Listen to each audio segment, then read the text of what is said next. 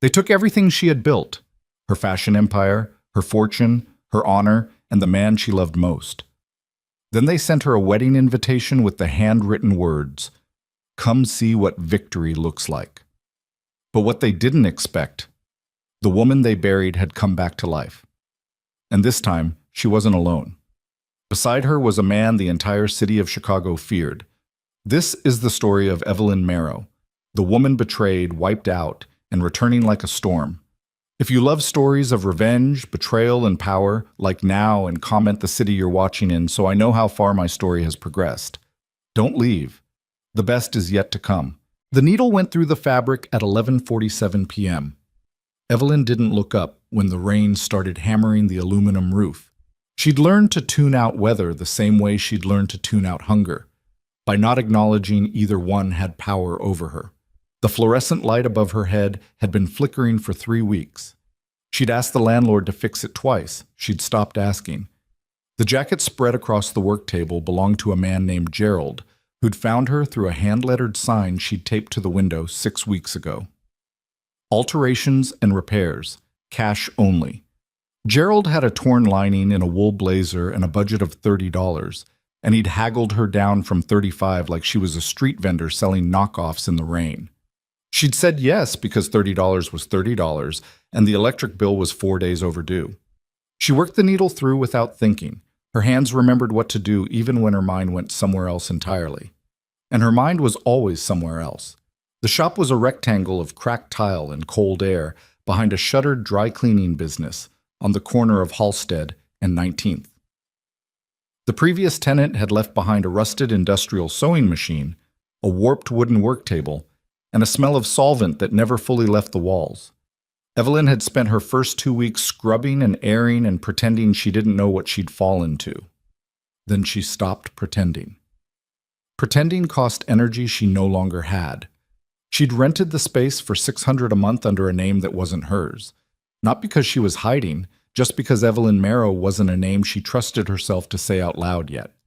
It felt too much like something that belonged to another person. A woman who wore silk and heels and sat in glass-walled boardrooms discussing production costs and seasonal palettes. A woman who had a future mapped in clean, ambitious lines. That woman was gone. What sat here at 11:47 p.m., stitching a stranger's jacket for $30, was what remained. She set the needle down and flexed her fingers. The joints ached. They'd been aching since October, when she'd started taking on alterations full-time, and she'd done the math once on how many stitches per day that required, and then stopped doing that math because it made her feel something she couldn't afford to feel. Not pity. She'd burned through pity months ago, something colder, something that had no name but lived in the space between her sternum and her spine and made it hard to breathe some nights. The rain got worse. She picked the needle back up. 14 months ago, she'd been sitting in a different room entirely. 33rd floor of a building on Michigan Avenue. Corner office with a view of the lake that turned silver in the mornings and dark gold at dusk. She'd earned that office with 11 years of work, starting from a single studio apartment and a sewing machine better than the one she now rented space around. Vesper Atelier had been hers from the first stitch to the final button on the final garment. She'd named it after the hour when light turned dangerous. The hour that looked like luxury but contained something feral underneath. She should have recognized that instinct as a warning about herself. Roman Vane had come into her life at a party she almost hadn't attended. He was handsome in the way money made men handsome. Not naturally, but as a result of excellent maintenance. Dark hair, a jaw that photographers loved. He wore custom suits and spoke in a measured, unhurried tone that suggested he'd never been in a room he didn't own, and the first time she'd met his eyes across a crowded room in River North, she'd felt something shift in her chest that she'd later understand was the first crack in her armor. She told herself she was being careful.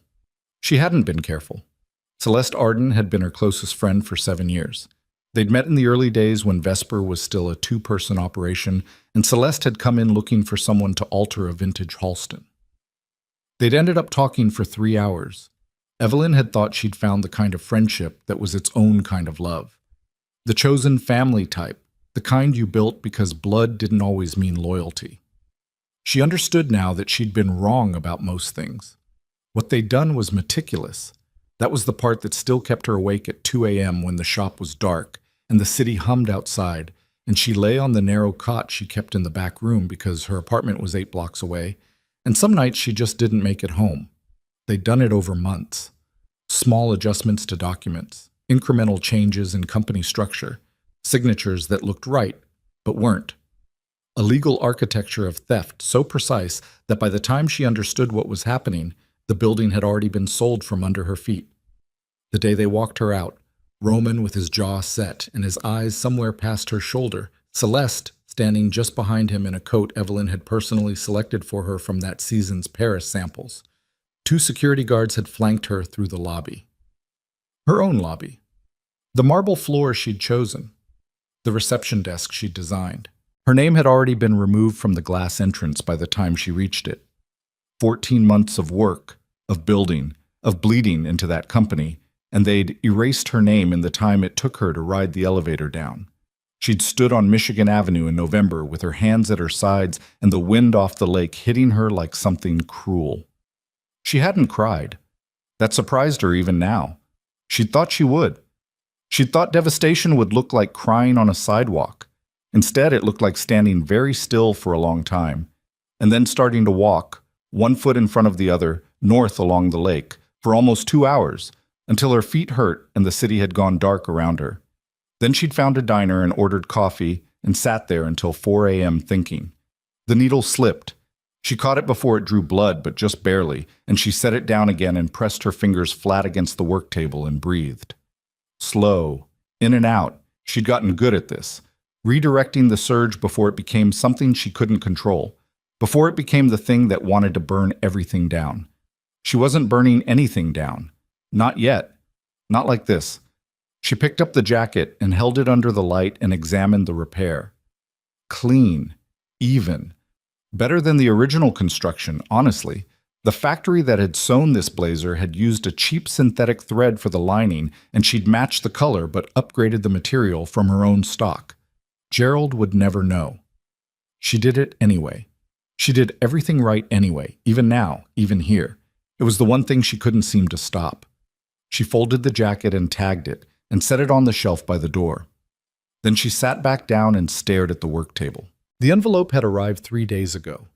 It had come through the mail slot with the gas bill and a supermarket circular, and she'd almost thrown it away because the return address was a law firm she didn't recognize, and she'd assumed it was something hostile. Another reminder of the litigation she could no longer afford to pursue. Another document in the long paper funeral of everything she'd lost. But something about the weight of it made her pause. She'd set it on the table and looked at it for an hour before she opened it. Inside the legal envelope was a second envelope, cream-colored, heavy stock, the kind of paper that cost something. Inside that was a wedding invitation. She'd read it twice before the words fully assembled themselves into meaning. Roman Vane and Celeste Arden requested the honor of her presence at their marriage, the cathedral on South Michigan, the one she'd walked past 1,000 times, the one she'd once told Roman on a Saturday afternoon 3 years ago that she thought was the most beautiful building in Chicago. She remembered saying it. She remembered his hand in hers and the particular angle of the afternoon light through the stone archways, and how she'd thought, in the soft, stupid, private way you think things like this, that somewhere like that might be a place she'd want to stand one day. She'd stood in her cold shop with the invitation in her hands and felt something move through her that wasn't quite grief and wasn't quite rage, but was located in the same neighborhood as both. Then she'd turned the invitation over. On the back, in Celeste's handwriting, she knew that handwriting. She'd read thousands of notes in that handwriting. 6 words in black ink, "Come watch what winning looks like." She'd set the invitation on the work table and looked at it for a long time. Then she'd folded it carefully and put it in the drawer beneath the register where she kept the things she hadn't decided what to do with yet. That had been 3 days ago. Tonight the drawer felt like it was humming. The rain was getting louder. She was reaching for the light switch. She had an early pickup in the morning, a bridesmaid dress that needed 4 inches taken off the hem, and she needed at least 5 hours when she heard the sound. Not loud. That was the thing. If the rain had been a fraction quieter, she might have missed it. A sound against the back door, the service entrance that opened onto the alley. Something between a knock and a weight falling against wood. She stood still. Chicago at midnight in this neighborhood was not a place that rewarded investigation. She knew this. She'd grown up with enough sense to know the difference between sounds you walked toward and sounds you walked away from. She walked toward it. She unlocked the deadbolt and pulled the door open 2 inches, keeping her body behind the frame, and the alley light, a single yellow bulb above the door, showed her what was there. A man. Down on one knee in the rain, one hand braced against the door frame like the door was the only thing between him and the pavement. Tall, broad across the shoulders, black dress shirt soaked through and darker still across the left side of his ribs where the blood was. He looked up. She had a fraction of a second to assess him the way you do when your nervous system is making fast decisions. His size, his condition, the blood, his face. The face was notable. Not because it was handsome, though it was, in the angular, weather-worn way of men who'd spent years in circumstances that left marks. It was notable because of what the face contained. Not fear, not panic.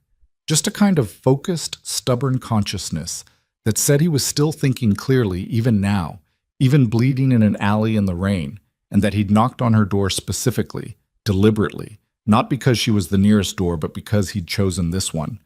His eyes were dark. The rain ran down his face. "I need a needle and thread," he said. His voice was steady. American. Low. She stared at him. "You're bleeding," she said. "Yes?" That's not an alteration. Something crossed his face that might, under different circumstances, have been a smile. "I wasn't going to a hospital." She held his gaze for another 3 seconds. Behind her was everything she'd built out of nothing for the second time. Behind him was the alley and the rain and whatever had put that wound in his side. She opened the door. He made it through under his own power, barely, and she guided him to the work table and he sat on the edge of it, and she pulled the lamp over and cut the shirt away from the wound without asking permission, because asking would have wasted time. The cut was long, but not deep. Something sharp, not a bullet, which simplified things somewhat. Still bleeding. She'd done first aid before, basic stuff, and she had a kit because this was Chicago, and she worked alone in a shop at night, and she wasn't naive. She worked without speaking. He watched her work. After a few minutes, he said, "You're not scared." "I'm terrified," she said without looking up. "I'm just better at stitching than panicking." She felt him look at her differently after that. She didn't acknowledge it. She was 4 stitches in when she said, "Are whoever did this going to come through that door?" "No." "How sure are you?" A pause. 90%. "I'd prefer 100.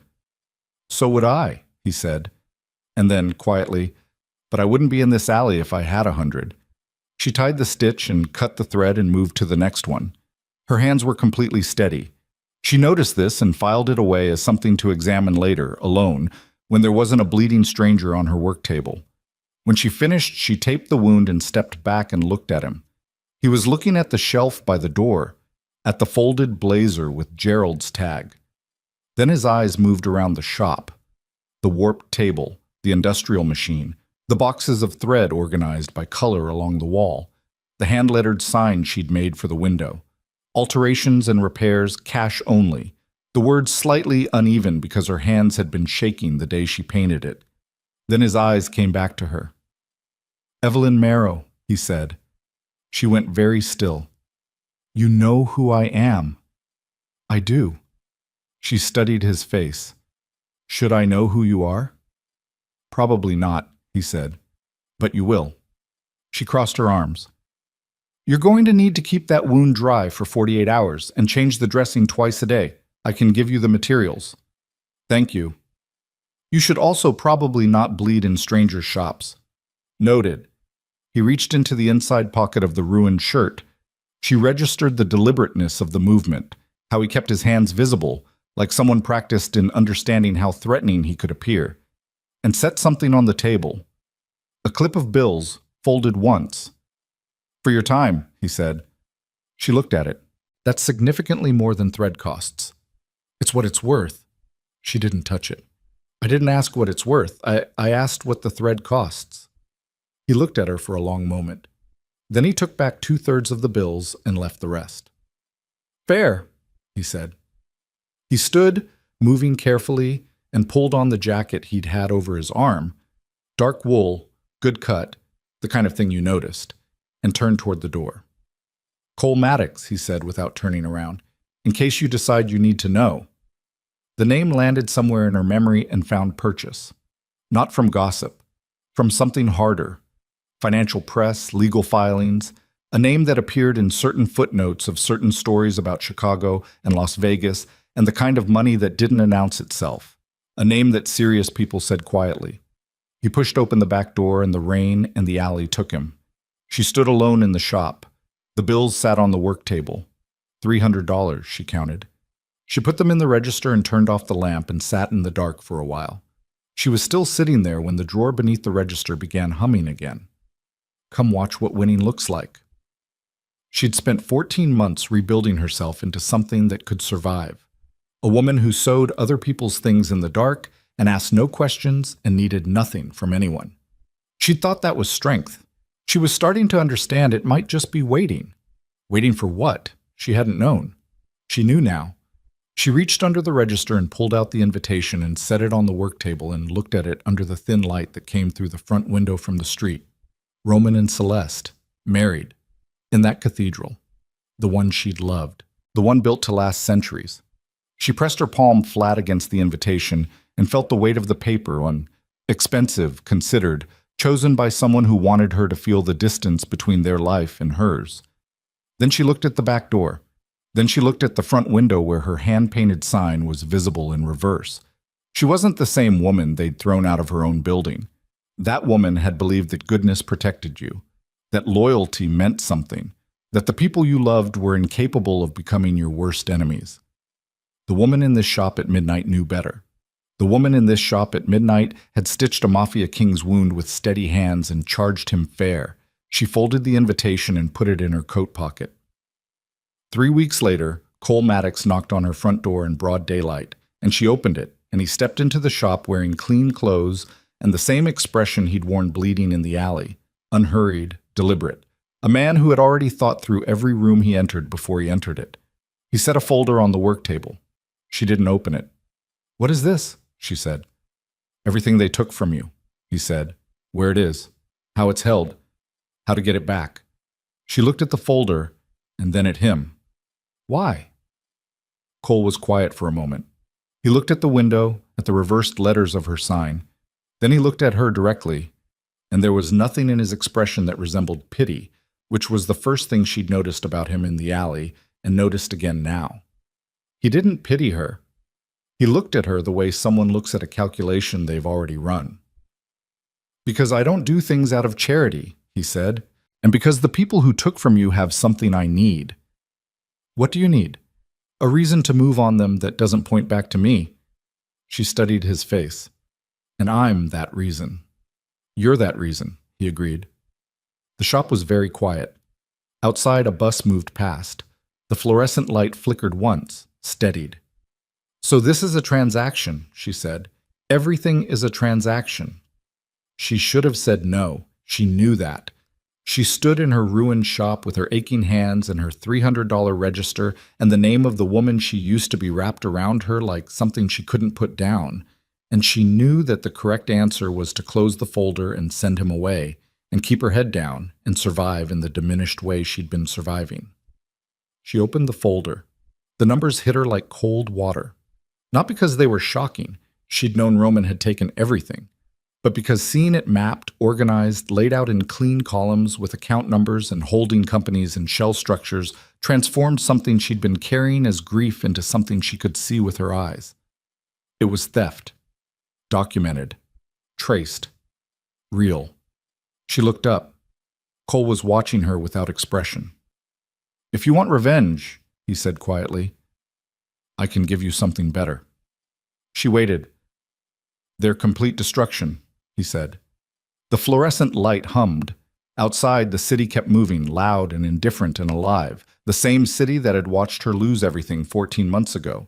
The same city that was about to watch her decide what came next. She closed the folder. She looked at Cole Maddox. Tell me how it starts, she said.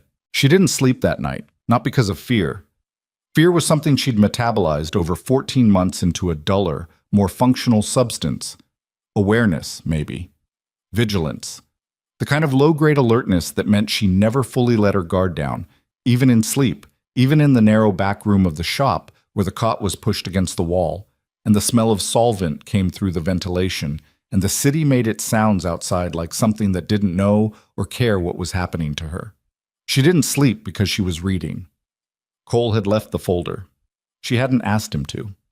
He'd set it on the table and walked out the front door, and she'd stood there for a full minute listening to the specific quality of silence a room had after someone like that left it. Not empty, exactly, but rearranged, the air carrying the ghost of a presence that had weight to it. And then she'd sat down and opened the folder again and started from the beginning. It took her 4 hours.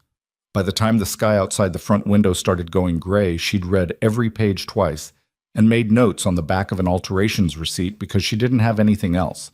And she wasn't the kind of person who waited for the right materials before she started working. What the folder contained was a forensic map of her own destruction. Roman hadn't been improvising. That was the thing she kept returning to, sitting there in the cold with the fluorescent light buzzing and her coffee gone cold in its paper cup. He hadn't seen an opportunity and seized it impulsively the way desperate men did. He'd been building toward this for at least 18 months before he moved, maybe longer. The document alterations went back further than she'd understood. The shell company structures, 3 of them, layered, each one owning a portion of the next, had been established in Delaware and the Cayman Islands before he'd even proposed to her, before he'd said the word forever in her ear on a November night with the lake black and cold outside the window of her apartment. She pressed her fingers against her eyes. He'd been doing this while she loved him. She'd known that in the abstract. She'd understood it intellectually for 14 months. But seeing it mapped, dates, account numbers, the signatures that were hers but weren't, the transfer documents with her name on them authorizing the movement of assets she'd never authorized, converted the knowledge from something she carried in her chest into something that lived in her hands, something actionable. Cole's annotations were in the margins. Neat, small handwriting, precise. He'd flagged the accounts that were still active, the shell structures that were still in use, the assets that hadn't yet been liquidated. Vesper Atelier's flagship property on Michigan Avenue, 3 satellite locations, a production facility in Indiana, the intellectual property, the brand identity, the pattern archives, the couture client database that had taken her a decade to build. All of it technically still existing, still generating value, just generating it for Roman Vane instead of her. Under one page, circled in red ink, these can be reversed. She'd stared at those 3 words for a long time. At 7 in the morning, she washed her face in the utility sink and changed into the spare clothes she kept in the back and unlocked the front door and turned the sign to open and sat at the work table and waited. Cole arrived at 9. Not alone. He came with a woman, mid-40s, close-cropped gray hair, a jacket that cost more than Evelyn's monthly rent, carrying a laptop bag over one shoulder and moving through the door with the focused efficiency of someone who had more important places to be and had chosen this one deliberately. Margaret Chu, Cole said. She's my financial architect. I prefer strategist, the woman said, setting the laptop bag on the work table and snapping it open without looking at Evelyn. Financial architect sounds like someone who builds things. I specialize in the opposite. She dismantles things, Cole clarified. Elegantly, Margaret said. Evelyn looked at Cole. You could have mentioned you were bringing someone. I could have, he agreed. He pulled the work table's second stool out from under the table and sat down. I didn't. She held his gaze for a moment. He didn't explain further, and she understood this was how he operated. Not from aggression, but from a baseline assumption that the people around him would adapt, and that explaining himself was a resource he spent carefully. She turned to Margaret. What do you need from me? Margaret looked up from the laptop. She had sharp brown eyes that moved like she was running calculations behind them. Documentation of original ownership. Everything you kept. Contracts, incorporation filings, correspondence, anything with your name and a date on it. Do you have anything? Some, Evelyn said. Copies. I had the sense to photograph certain files before. She stopped. Before. Good instinct. It didn't do me much good at the time. It will now, Margaret said, and looked back at the screen. Evelyn went to the back room and came back with a manila envelope she kept in a locked box under the cot. She set it on the table and watched Margaret open it and begin working through the contents with the focused silence of someone reading surgical notes. Cole was looking at the wall behind the industrial sewing machine, the wall where she'd tacked up a series of fabric swatches and pattern sketches, things she worked on in the evening sometimes, designs that went nowhere, that were just her hands needing to do something useful with themselves. "You never stopped," he said. It wasn't a question. "No," she said. He looked at the sketches for another moment without comment. Then he said, "I have a meeting tonight. Roman's lead investor, a man named Harlan Betts. He's starting to get nervous about certain irregularities in the Vesper financials, things our activity has surfaced." "Your activity?" Evelyn said.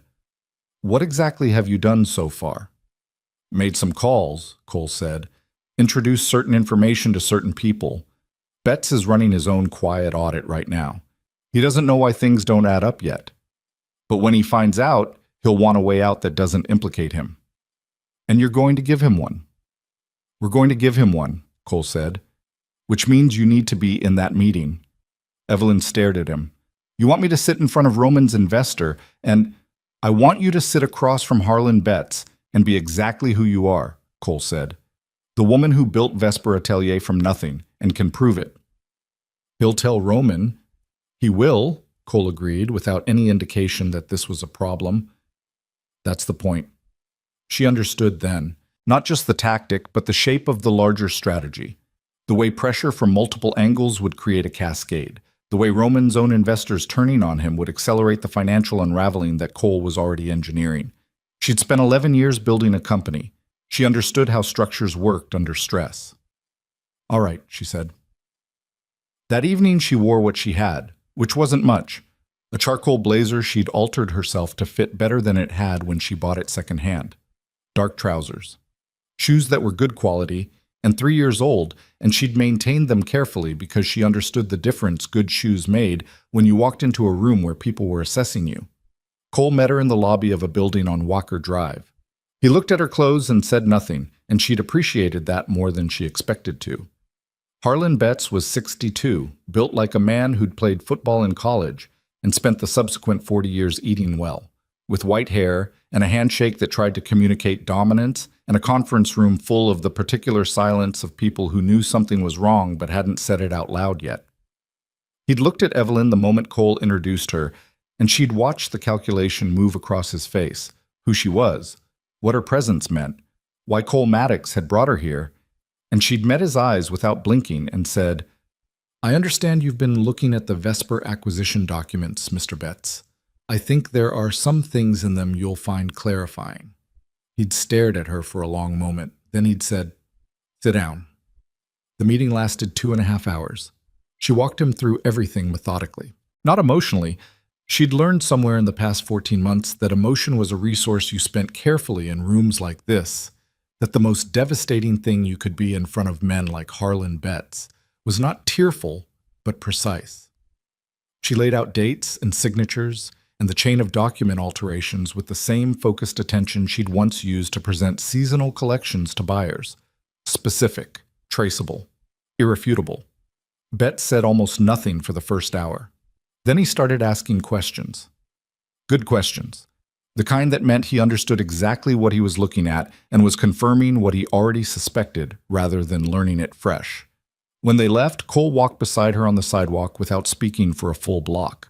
Then he said, "That was well done." He already knew, she said, most of it. He knew something was wrong. He didn't know the shape of it. "He's going to move." "Yes," Cole said, "faster than Roman expects." She stopped walking.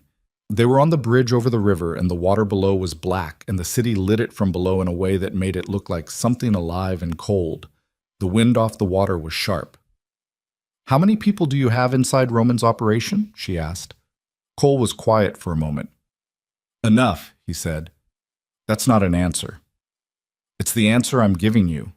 She turned to look at him. In the bridge light, his face was angular and unreadable, and she thought about the alley, about his hands on the doorframe and the blood and the steadiness of his voice asking for a needle and thread like he was ordering coffee. And she thought about the precision of those margin notes in red ink, and she wondered what it cost a person to function that way. To live inside systems of control so completely that even bleeding in an alley was just a problem to be managed. "This only works if I trust you," she said, "and I don't know you." "No," he agreed. "You don't. That bothers you?" "No," he said. "You'd be stupid to trust me. I'm not asking you to trust me. I'm asking you to trust the math." She looked at the water. "The math being?" "Roman took something from you that I can help you get back. I need Roman's financial structure dismantled in a way I can't do directly. Both of those things can be true at the same time without either of us being honest about anything else." It was the most transparent thing he'd said to her, and it was also probably the most calculating, which she was beginning to understand was simply how he communicated. In structures, in logic, in the precise arrangement of true things that told you what he wanted you to know without telling you everything. She turned away from the water. "What's next?" she said.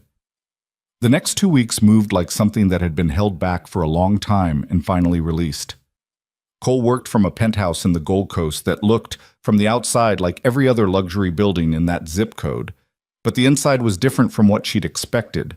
Less opulent, more functional. Clean surfaces. Monitors. A conference table that was used.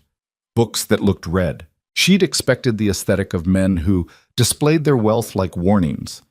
What she found was the workspace of someone who had long since stopped needing to prove anything to anyone and had converted the energy of performance into the energy of operation. She spent 3 days at that table with Margaret Chu, going through the Vesper financials line by line. Margaret was not warm. She was thorough, exact, occasionally funny, in the blunt way of people who didn't have time for actual jokes, and she treated Evelyn with a respect that was professional rather than personal, which Evelyn found suited her fine. She didn't need warmth. She needed a forensic accountant who could identify every dollar Roman had moved and map the path back to where it came from. On the second day, Margaret set down her pen and said, without looking up, "You knew this company inside out. I built it. Then how did he do it without you seeing?" Evelyn was quiet for a moment. "Because I trusted him," she said. "I let him handle the legal and financial structure because I trusted him and because I was focused on the work, design, production, client relationships, the part that was actually my job." Margaret looked up then. "That wasn't naivety." "No? That was reasonable division of labor that he exploited." She paused. "There's a difference." Evelyn held her gaze. "Most people would say it was the same thing." "Most people are idiots," Margaret said, and looked back at her screen. On the third day, Roman's first major investor withdrew.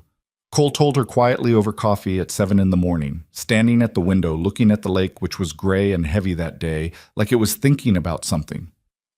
"Bets?" she said. "Bets. Roman will know someone's moving against him." "Yes." "He'll think it's you." "Yes." She wrapped both hands around the coffee cup. "And that doesn't concern you." Cole looked at the lake. "Roman Vane is a man who stole a woman's company by being patient and careful for 2 years. He's not going to do anything reckless." "Careful men do reckless things when they're scared," she said. Cole looked at her. It was the look she was starting to recognize, the one where he reassessed something slightly without showing it on his face except around the eyes. "Yes," he said. "They do." That evening, she was in the back room of her shop when her phone rang. Unknown number. She almost didn't answer. "Evelyn?" A woman's voice, low, careful, the careful quality of someone measuring every word before releasing it. "Celeste." Evelyn sat very still on the cot. The shop was dark around her, the only light coming from the street outside, striping the floor in yellow bands. "How did you get this number?" she said. Not a question. "I have resources," Celeste said. "You know that." "What do you want?" A pause, the sound of Celeste breathing. "I want to know if it's you," she said. "What's been happening to Roman's investors? Bets pulling out, the calls he's been getting." "Why would I have anything to do with that?" Because you're not stupid, Celeste said. And I never thought you were. That was always Roman's mistake. Evelyn's jaw tightened. Don't. Don't what? Don't try to create a distinction between yourself and him. You handed him my signature. I know that. She stopped. Let it settle. I saw the documents, Celeste. Silence. Long enough that Evelyn could hear the city on Celeste's end. Different neighborhood, different quality of background noise, somewhere with more money and more glass. I'm trying to... Celeste started. No, Evelyn said. The word came out flat and final. Whatever you're trying to do, no. We don't have a conversation. We don't have anything. You made sure of that when you stood in my lobby and watched them walk me out. Evelyn, don't call this number again. She ended the call and sat in the dark and didn't move for a long time. Her hands were shaking. Not from fear. She was angry enough to shake, which was different from being afraid, and she'd learned the difference the hard way, and she sat there and let the anger run its course through her hands and her chest and the tight place behind her throat until it settled back into the cold, operational thing it needed to be. Then she picked up the phone and called Cole. He answered on the second ring. Celeste called me, Evelyn said. A short silence. When? 10 minutes ago. What did she want? To know if I was behind the investor pressure. Evelyn paused. She's scared. Good, Cole said. She's also smart, Evelyn said. And she'll tell Roman. What did you tell her? Nothing. Then Roman won't know anything he didn't already suspect. He'll know I'm not hiding. No, Cole said. He'll know you're not running. There's a difference. She stood up from the cot and moved to the window and looked out at the street. A man walked past with a dog. A cab moved through the intersection, the city doing its ordinary nighttime things. We need to move faster, she said. We are moving fast. Faster than that. Cole was quiet for a moment. There's a board meeting scheduled for Vesper Atelier in 11 days. Roman will be presenting the Q3 financials to the remaining board members. 3 of them are already nervous. If we can get documentation of the original ownership discrepancies in front of the right people before that meeting. I want to be there, Evelyn said. Silence. The board meeting. Yes. Evelyn, it's my company, she said.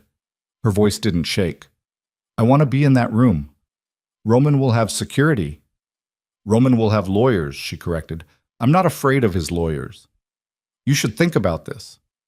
I've been thinking about nothing else for 14 months, she said. The thinking is done.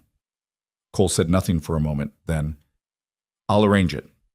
The next 10 days were the kind of days that existed outside normal time, compressed, high pressure, the kind of days she'd known before during crunch periods before a major collection launch, except that what she was building now wasn't a collection, and the deadline wasn't a runway show. Margaret produced a 47-page forensic report on the Vesper acquisition. Evelyn read every page and annotated it and read it again. Cole moved against 2 more of Roman's shell companies through means he didn't fully explain and she didn't fully ask about. Harlan Betts, operating now through his own legal team, filed preliminary documents that would, Cole said, function like a quiet bomb under Roman's financial structure. Not exploding yet, but ticking. She continued working in the shop because she needed to and because it kept her grounded in the specific physicality of doing something with her hands. Alterations. Repairs. $30 here, $50 there. A woman who needed a coat relined. A man who brought in a suit his father had worn at his own wedding 40 years ago and wanted it made wearable for his sons. She worked on the suit for 6 hours and charged him nothing, and he'd looked at her like she was someone he'd never forget. And she'd nodded and locked up after him and stood alone in the shop and understood something she hadn't before. That she wasn't just surviving. She'd been surviving for 14 months. What she was doing now was different. What she was doing now had a direction. The night before the board meeting, Cole came to the shop. She'd half expected it. He had a way of appearing when something was about to shift. Not intrusively, but with the timing of someone who understood threshold moments. He came in through the front door and stood looking at the work table for a moment, and then picked up the jacket she'd been working on. A man's dinner jacket, complicated lapels, a challenging repair on the buttonhole stitching, and examined it. "You're good," he said.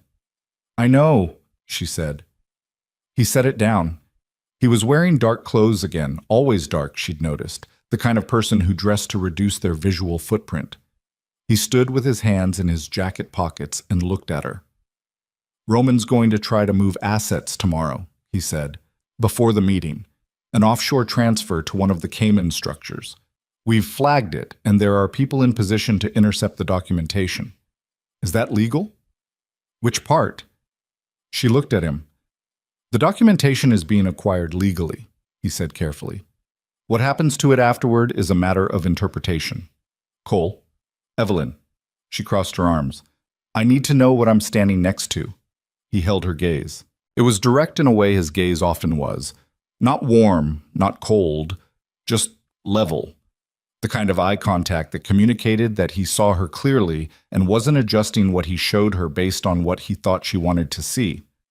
"You're standing next to someone who has been outside the law for most of his adult life," he said, "and who is currently using that position to help you reclaim something that was taken from you legally. The irony is not lost on me." She held his gaze for a moment longer. "After tomorrow," she said. "What happens to your involvement?" "That depends on tomorrow." "On what outcome?" "On whether Roman understands what's happening before it's too late for him to do something about it." He paused. "And on whether you're ready for what comes after the board meeting." "What comes after?" "The wedding," he said simply. She'd half forgotten. In the pressure of the past 10 days, the invitation had sat in her coat pocket, and she'd stopped taking it out and looking at it. But it was still there. She could feel its weight even now. Roman and Celeste, 6 weeks away. "They're still going through with it," she said. "As of this morning, yes." Cole's voice was neutral. "Roman is compartmentalizing. He knows something is wrong with the financial picture. He doesn't know the full scope. He's telling himself it's manageable." "Is it manageable?" "No," Cole said, "but he won't understand that until it isn't." She nodded slowly. Cole reached into his jacket and set a phone on the work table. Different from her current one, clean, new in its case. "Encrypted," he said. "Use it for anything related to tomorrow. Don't use your regular phone." She looked at it. "You thought of everything." "I try to." She picked up the phone. It felt different from her regular one. Lighter. More purposeful somehow. Though that was projection. She knew it. Objects didn't have intent. People had intent and put it into objects, and then other people felt it. "Cole," she said. He'd started toward the door. He turned. "Why did you come here tonight?" she said. "You could have sent Margaret with the phone. You could have texted." He stood in the doorway. The front one. The street-facing one. The one Gerald had come through with his $30 blazer. And she watched something move briefly through his expression that she hadn't seen there before. Not calculation. Something older than calculation.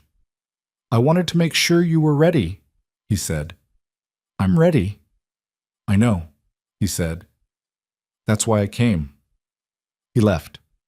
She stood in the middle of the shop with the encrypted phone in her hand and the old invitation in her coat pocket, and the city making its sounds outside like it always did, impervious and continuing. Tomorrow she was walking back into the world that had expelled her, not asking to be let in, not appealing, not explaining herself to people who'd already decided she was nothing. She was walking in because Cole Maddox had cleared the path, and because she had 47 pages of forensic documentation, and because 14 months of being ground down into something raw and essential had stripped away every soft thing she'd once believed would protect her and left her with something harder and more honest. She locked up the shop, turned off the light. Outside the street was wet from earlier rain, and the neon from the bar 2 blocks down colored the puddles red and blue, and she walked through it and didn't look back. The board meeting was at 10 the next morning in a conference room on the 33rd floor of a building on Michigan Avenue.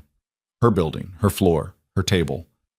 She arrived at 9:50 with Margaret Chu on one side and a lawyer Cole had retained, a woman named Torres, who spoke in short, surgical sentences and carried the stillness of someone who had never lost a case she cared about, on the other. The receptionist looked up from the desk. The same desk. The same marble counter, new name on the wall above it in the same typeface she had specified 11 years ago. The receptionist looked at Evelyn and went slightly pale. "Ms. Marrow," she said.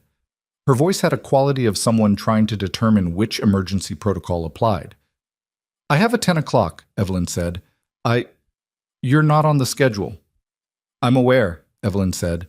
"Please let Mr. Vane know I'm here." The receptionist picked up the phone. Evelyn turned to look at the room. The lobby, the marble, the light coming through the windows exactly as it had for 11 years. The same light she'd designed the space around, the way it moved across the floor through the morning hours like a slow tide. She'd forgotten how much she loved this building. She remembered now. Her phone, the encrypted one, buzzed once in her jacket pocket. She looked at the screen. A text from Cole. "Bets filed this morning. Transfer intercepted. It's done." She put the phone back in her pocket. The elevator at the far end of the lobby opened. Roman Vane stepped out. He looked exactly as he always had. Dark hair, good jaw, the suit that fit him too well because she'd once cared enough to recommend his tailor. He looked like he always had, and also like a man who had not slept cleanly in several days, which showed in the set of his shoulders and the particular quality of his eyes when he saw her across the lobby. 50 feet of marble between them. He stopped walking. She didn't. She covered the 50 feet at the same pace she'd been walking and stopped 3 feet from him and looked at him with the same steadiness she'd used on Harlan Betts and every other room she'd walked into over the past 2 weeks, and she watched him try to assemble an expression and fail. "You can't be here," he said. "And yet," she said. "Evelyn." He dropped his voice. "I don't know what you think you're—" "I'm here for the board meeting, Roman." She kept her voice even, flat.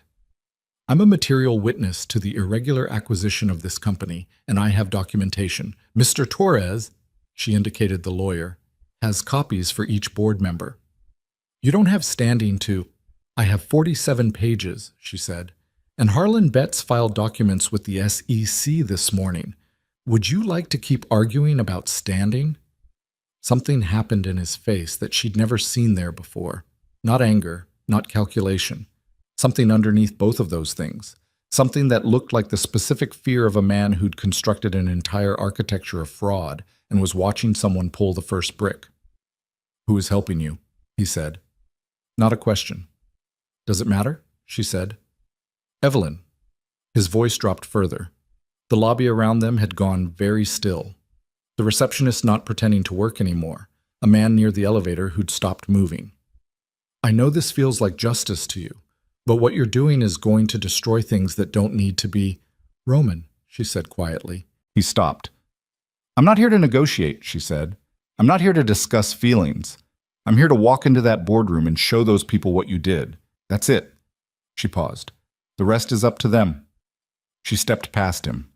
Behind her, she heard him say her name once more. She didn't stop. The elevator was waiting. She stepped in. The doors closed on the lobby and on Roman Vane standing in the middle of it, and on the marble floor and the light she'd designed and the name above the reception desk that wasn't hers anymore. The elevator rose. In her pocket, the encrypted phone buzzed again. She didn't check it. She was looking at her own reflection in the elevator's polished interior. The charcoal blazer, the dark trousers, the good shoes. The face that was older than it had been 14 months ago and showed it. The eyes that had stopped looking like they were waiting for something to get better and started looking like something that had decided to make things get better itself. The elevator slowed. 33rd floor. The doors began to open. And she heard it. From inside the conference room at the end of the corridor, the sound of raised voices and the specific quality of controlled panic and multiple people speaking at once, and underneath it all a single word repeated in a tone she recognized. Her name. Her name. In the mouths of people who hadn't said it in 14 months. The doors opened all the way. Torres stepped out first, then Margaret, then Evelyn, and as she stepped into the corridor, the conference room door opened and 3 men came out quickly and stopped when they saw her, and one of them, a board member named Gifford, she remembered him, she'd hired him, looked at her with an expression she'd never expected to see on his face. Relief. "Ms. Marrow," he said, "we need to talk." She looked past him into the conference room where two other board members were on phones and papers were spread across the table she'd bought 12 years ago, and the window showed the lake she'd looked at every morning for 11 years. "Yes," she said. "We do." She walked into the room. And what she didn't know, what she wouldn't know until 40 minutes later when her encrypted phone buzzed with a message from Cole and she stepped into the corridor to read it, was that while she was walking into that conference room, Roman Vane was in the lobby below making a phone call of his own. Not to his lawyers, not to Betts. The message from Cole read only 4 words. "Roman knows it's me." She stood in the corridor with the phone in her hand and the sounds of the boardroom behind her and the city 33 floors below, and felt something shift in the geometry of everything. The way a room shifted when a door you hadn't noticed swung open, revealing not light, but a deeper darkness behind it. They'd planned for many things. They hadn't planned for Roman to move first. Evelyn stood in the corridor with the phone in her hand and read the 4 words again, like reading them a second time would change their weight. It didn't. "Roman knows it's me." 4 words that rearranged the geometry of everything they'd built over the past 3 weeks. Not destroying it, not yet, but tilting it. The way a table tilted when one leg went short, everything on the surface still there but sliding now, slowly toward the edge. She called Cole. He answered before the first ring finished. "How bad?" she said. "Unclear." His voice was the same as always. Measured, low, no performance of calm, just actual calm, which she'd stopped finding unsettling and started finding useful. He made one call from the lobby, 40 seconds. "I don't have the recipient yet." 40 seconds is enough. "Yes." She pressed her back against the corridor wall. Through the conference room door behind her, she could hear Gifford's voice and Torres's voice and the specific staccato of a legal conversation moving fast. The board meeting was happening without her in the room, and she needed to be in that room, but she also needed to understand what had just changed. "Cole," she said, "if Roman knows it's you, what does he do with that?" A pause, shorter than she expected. "He has 2 options," Cole said. "He runs or he fights." "Which does he choose?" "Roman Vane is not a man who runs," Cole said. "He's a man who stayed in that building for 14 months after stealing your company from you. He doesn't leave when things get hard. He doubles down." "Doubles down how?" "That's what I'm working on." "Work faster," she said, and went back into the conference room. The next 40 minutes were the kind of minutes that felt structural, load-bearing, the kind where what you said and how you said it would determine what the next several months looked like. She sat at the end of the table she'd bought 12 years ago and walked Gifford and the 2 other board members, a man named Park and a woman named Reyes, who joined the board after Roman took over, and who looked at Evelyn with the careful expression of someone recalibrating fast, through the forensic report, page by page, number by number. Torres sat beside her and interjected with legal precision at the moments that needed it, and Margaret had joined them via phone from somewhere and provided financial context in her flat, authoritative way, and Evelyn watched the faces across the table move through the stages she'd expected. Disbelief, then the particular quality of disbelief that was actually belief arriving unwillingly, then something harder and colder, that was people understanding they'd been made complicit in something they hadn't consented to. Gifford said, "The SEC filing from Betts this morning corroborates pages 12 through 19, Torres said. "If this documentation holds—" "It holds," Evelyn said. Gifford looked at her. He was 60, gray-haired, a man she'd interviewed 8 years ago in this same building and hired because he asked the right questions and wasn't impressed by surfaces. He'd been on Roman's board for 14 months, and she'd wondered in the darker moments of the past year what he'd told himself to make that possible. Looking at his face now, she thought maybe he hadn't told himself much. Maybe he'd just not known. "Evelyn," he said. He used her first name, and it landed differently than she expected. Not softly, but with the weight of something he was choosing to say plainly. "I want you to understand that I didn't—" "Gifford," she said. "I know." He nodded once, tightly. "What do you need from us?" he said. A formal vote to freeze the current operational structure pending legal review, Torres said. Today, before end of business. Park looked up. Roman will contest. Roman's financial foundation was filed against by Harlan Betts at 9:14 this morning, Torres said. His ability to contest anything is substantially compromised. Reyes had been quiet through most of it. She looked at Evelyn now and said, "You've been planning this for a while." "Long enough," Evelyn said. "How long?" 3 weeks. Reyes blinked. Something moved through her expression that wasn't quite admiration and wasn't quite fear, but was in the neighborhood of both. 3 weeks, she said. "I had help," Evelyn said. She didn't say whose. The vote happened at 11:40, unanimous. Torres had the documentation signed and time-stamped and transmitted to 3 separate legal parties before noon. Evelyn stood at the window while it happened and looked at the lake, which had gone from gray to something darker, the water moving in long, low swells under a sky that couldn't decide whether it wanted to rain. 11 years she'd looked at this lake. She'd thought coming back to this window would feel like something large, triumphant or devastating, or both at once. Instead, it felt like standing at the edge of something that was still in progress, not finished, not even close to finished. Her encrypted phone buzzed. Cole. "Come now, not the penthouse. I'm sending an address." The address was a building she didn't recognize in the West Loop, a converted industrial space that looked from the outside like a graphic design firm, and from the inside like nothing she could easily categorize. Open plan, exposed concrete, monitors and whiteboards, and 3 people she'd never seen before who looked up when she came in and then looked back at their screens with the focused indifference of professionals who'd been told to focus and not ask questions. Cole was at a table near the windows. Margaret was there. And a man she hadn't met, early 50s, compact, with the particular stillness of someone who'd spent time in government or military, or both. "Sit down," Cole said. She sat. "Roman made 2 calls from the lobby," Cole said. Not 4 seconds of hesitation. He'd already updated. "Not one.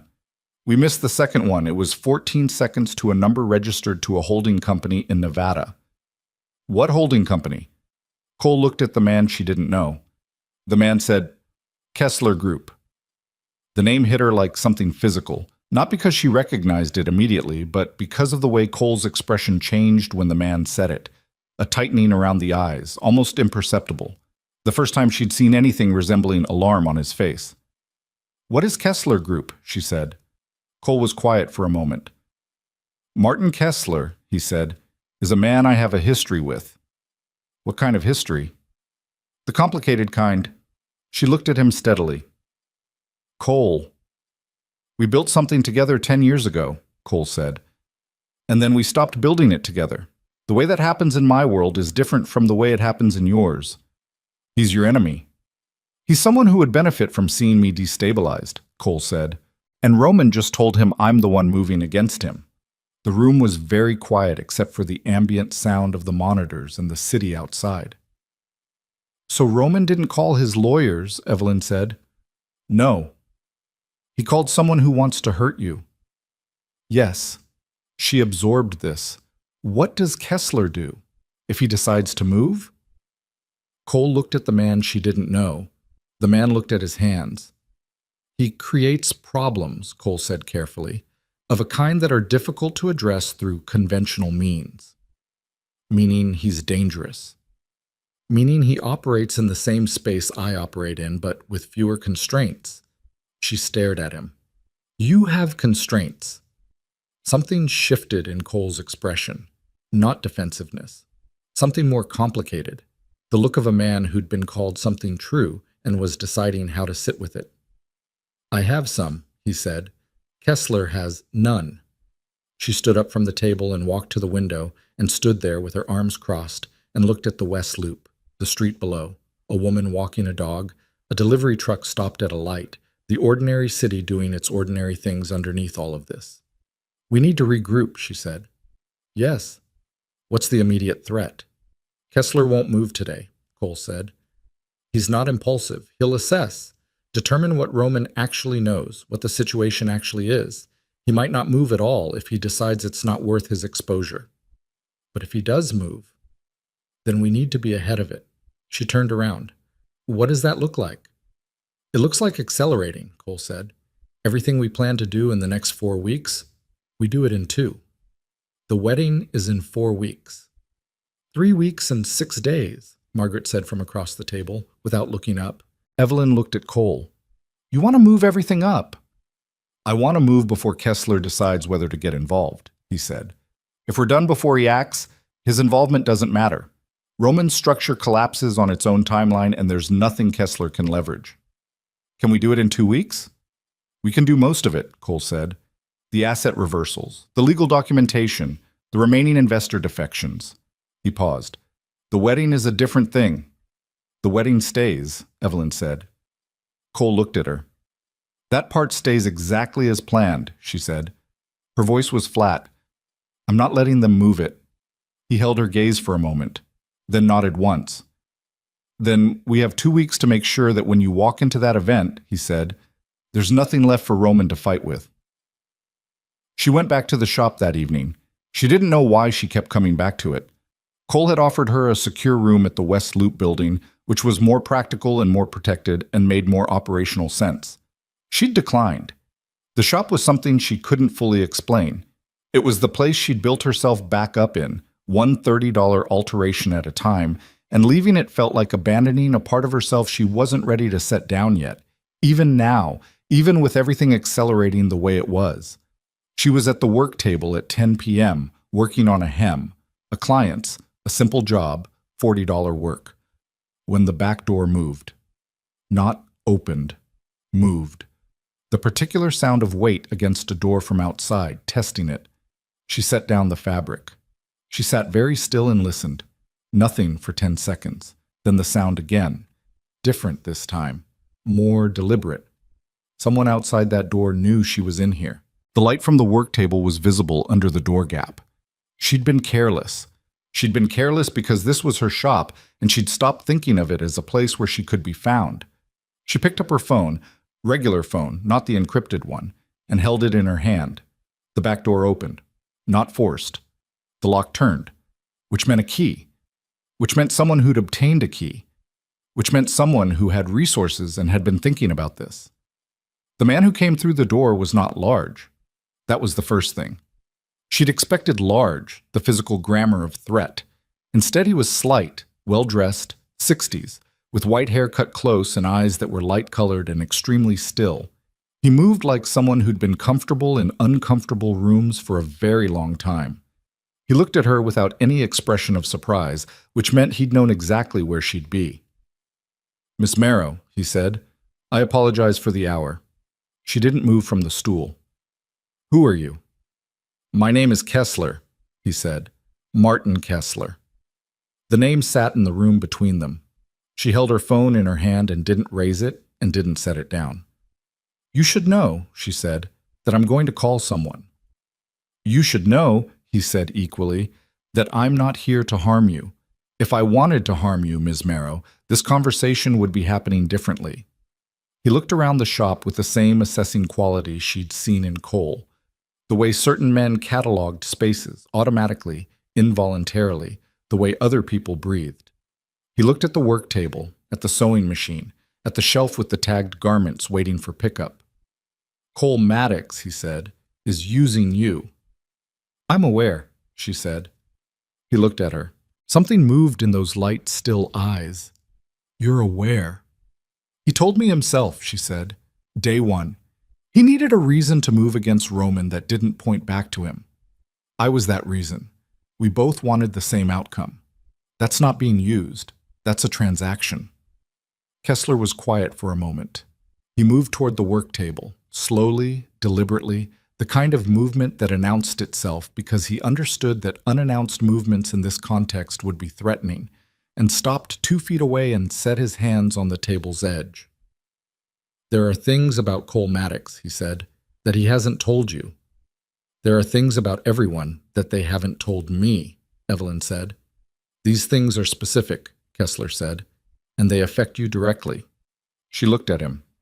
He reached into his jacket, again the deliberate, visible movement like Cole had done the first night, and she thought, Men like this learn to make their hands visible and set a photograph on the work table.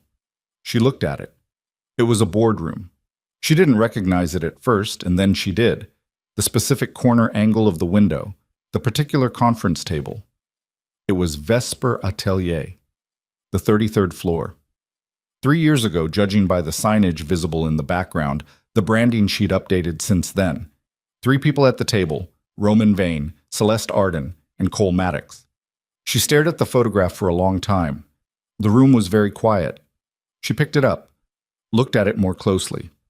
Cole's face was in 3/4 profile, but it was him. The jaw, the shoulders, the particular way he held himself, even sitting, the quality of contained stillness she'd recognize anywhere now. "When was this taken?" she said. Her voice came out even. She was surprised by that. 32 months ago, Kessler said. 14 months before Roman moved against you. She set the photograph down. "What was the meeting?" she said. "I don't know the content," Kessler said.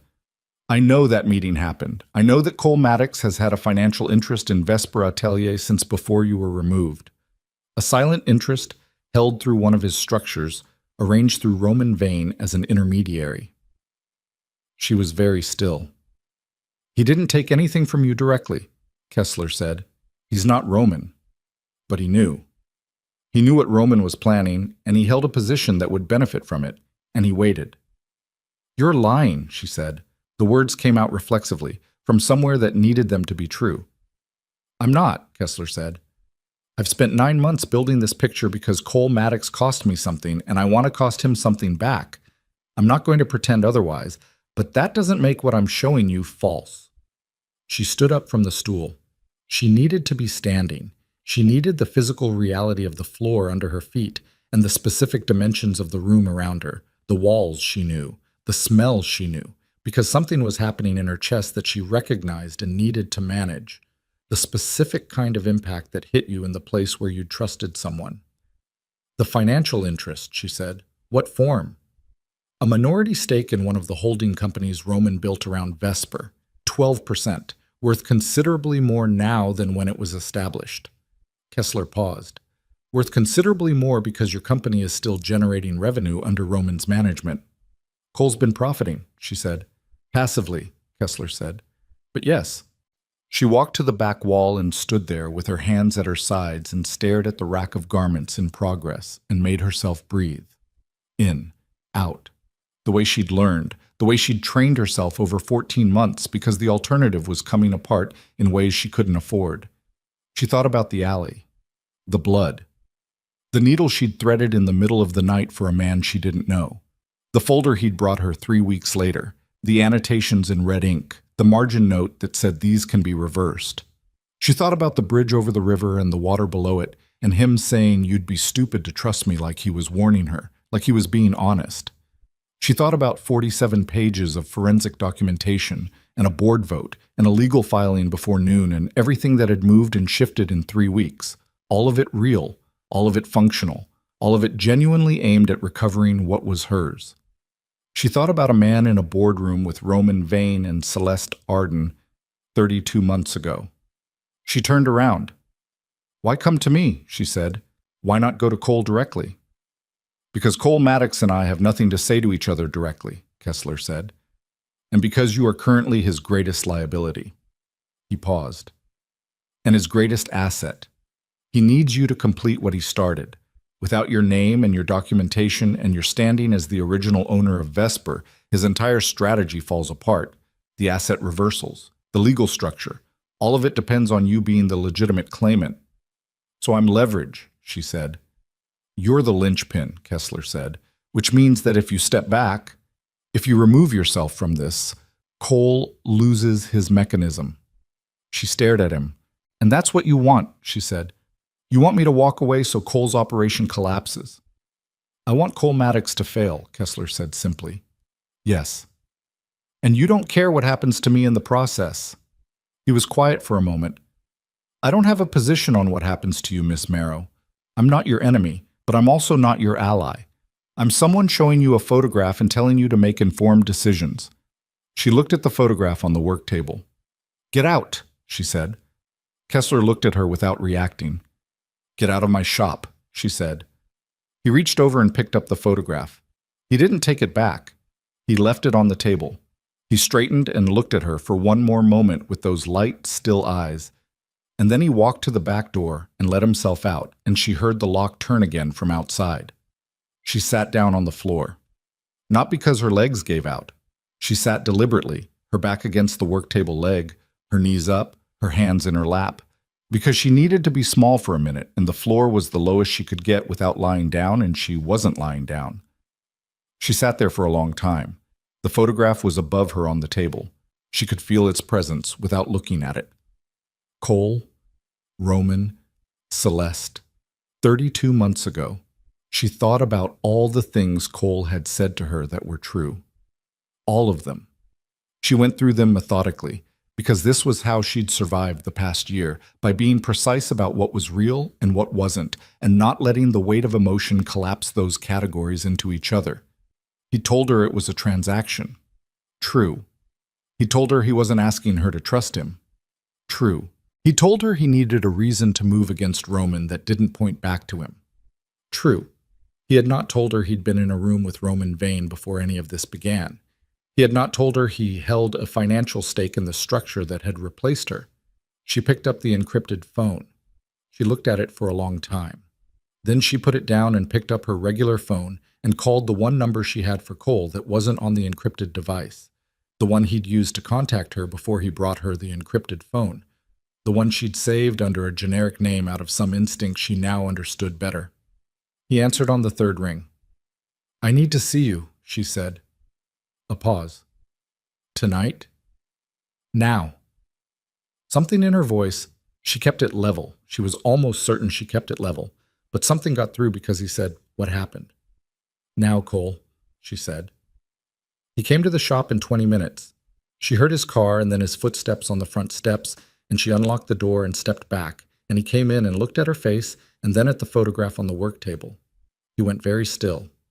She watched him look at the photograph, watched his face do what it rarely did, shift, reorganize, the calculation replaced temporarily by something that wasn't quite guilt but was adjacent to it, something that was a man recognizing a moment of reckoning arriving. He didn't pick it up. "Kessler," he said. "Yes." "He came here." "Yes?" Cole looked up from the photograph to her face. She held his gaze. She'd gotten very good at holding people's gaze in these past 3 weeks. It was something she'd been building without realizing it, the ability to look directly at something difficult and not blink first. "What did he tell you?" Cole said. "He told me about the boardroom meeting," she said. 32 months ago, you, Roman, Celeste." "Yes." Just that. No preamble, no explanation preemptively offered, no defensive structure built around the confirmation. Just yes, and the stillness of a man who understood that the next 2 minutes would determine something. "You knew what Roman was planning," she said. "I knew he was planning something," Cole said. "I didn't know the full scope." "But you held a financial stake." "Yes?" "Through one of his holding companies." "Yes." She breathed. "So while Roman was stealing my company, you were positioned to profit from it." Cole was quiet. "Answer me," she said. "Passively," he said. "I wasn't directing it. I wasn't involved in—" "Cole." Her voice cracked on his name just slightly, just once, and she felt it and absorbed it and continued. "You knew. You knew he was moving against someone and you held a position that benefited from it, and you didn't ask who. Or you asked and you didn't care." He held her gaze. "Yes," he said. The word sat in the shop between them like something that had been thrown and had landed and couldn't be taken back. She turned away from him. She walked to the window and stood with her back to him and her arms crossed and her hands gripping her own elbows hard enough to feel it through the fabric of her blazer. "Then why come to me?" she said. 3 weeks ago. Why bring me the folder? Why the board meeting? The documents? All of it? If you already benefited from what Roman did, because what I held through Roman was 12% of a minor holding structure, Cole said, and what Kessler is building through his relationship with Roman is worth significantly more than that. And if Kessler completes what he's building, he paused, I lose everything. She turned around. He was looking at her directly. No performance in it. no management of what he was showing her. Kessler has been buying into Roman's structure for 8 months, Cole said. Quietly, through intermediaries I didn't identify until 6 weeks ago. He's been using what Roman took from you, to build a position that will give him leverage over certain financial channels I depend on. He paused. If I let it complete, he owns the infrastructure I move through. I'm effectively finished. She stared at him. So you're not doing this for me, she said. You're not doing this because what Roman did was wrong or because I deserve to have my company back. I told you that the first day, he said. I told you exactly what this was. You didn't tell me you were already in the room when it happened. No, he said. I didn't. Why not? He was quiet for a moment. Because you wouldn't have opened the folder, he said. The honesty of it was almost worse than a lie would have been. She stood there and looked at him and felt something she hadn't felt since the day they walked her out of her own building. The specific quality of betrayal that came from someone who understood you well enough to know exactly what to conceal. Kessler wants me to walk away, she said. Step back from the process so your mechanism collapses. Yes. If I do that, she said, what happens to my company? Cole looked at her for a long moment. The legal filings stand, he said. The forensic documentation stands. Torres's work stands. You have a legitimate case with or without my financial pressure behind it. It would take longer, significantly longer, and Roman would have a time to counter. He paused. You'd probably get it back, eventually. 2-3 years of litigation. Or we continue, he said, and you get it back in 4 weeks. She laughed. It came out short and hard and not particularly amused. You're still selling, she said. I'm being accurate, he said. You're being accurate because being accurate still serves you, she said. Kessler told me the same thing. You both want me to make the choice that benefits you, and you're both dressing it up as information. Cole said nothing. She walked to the work table and picked up the photograph and looked at it again. 3 people in a boardroom. A moment 2.5 years ago that had been moving toward her, invisibly, ever since. She set it down. If I stay in this, she said slowly, I need something from you. Name it. The 12%, she said. The stake you hold through Roman structure. I want it. Cole was quiet. I want it transferred to me, she said. In writing. Before we do another thing. If I'm the legitimate owner of Vesper Atelier, I want every piece of it that exists. That stake isn't technically... I don't care what it's technically, she said. You want me to be your mechanism? Then the mechanism costs you something. He looked at her for a long time. She held his gaze and didn't move. All right, he said. Tonight, she said. Tonight, he agreed. She nodded once. And Cole, she said. He waited. If there's anything else, she said, anything else you haven't told me, anything else in this picture I'm not seeing, I need to know it now. Because if I find out something else later, from someone else, we are done. All of it. I walk. I take the 2 to 3 years, and I do it the long way. He looked at her with those dark eyes that she'd read 100 different ways in 3 weeks and still couldn't fully translate. There's one more thing, he said. The room went very quiet. She felt her chest contract. The night I came to your back door, he said. The alley. Yes. I knew who you were before I knocked, he said. The location of your shop, the name you were operating under. I'd been watching the situation for 2 weeks before I came to you. The wound was real. The circumstances that produced it were real, but I chose your door. I chose it deliberately. She absorbed this. You staged the first meeting, she said. I didn't stage the wound, he said, but I chose where to take it.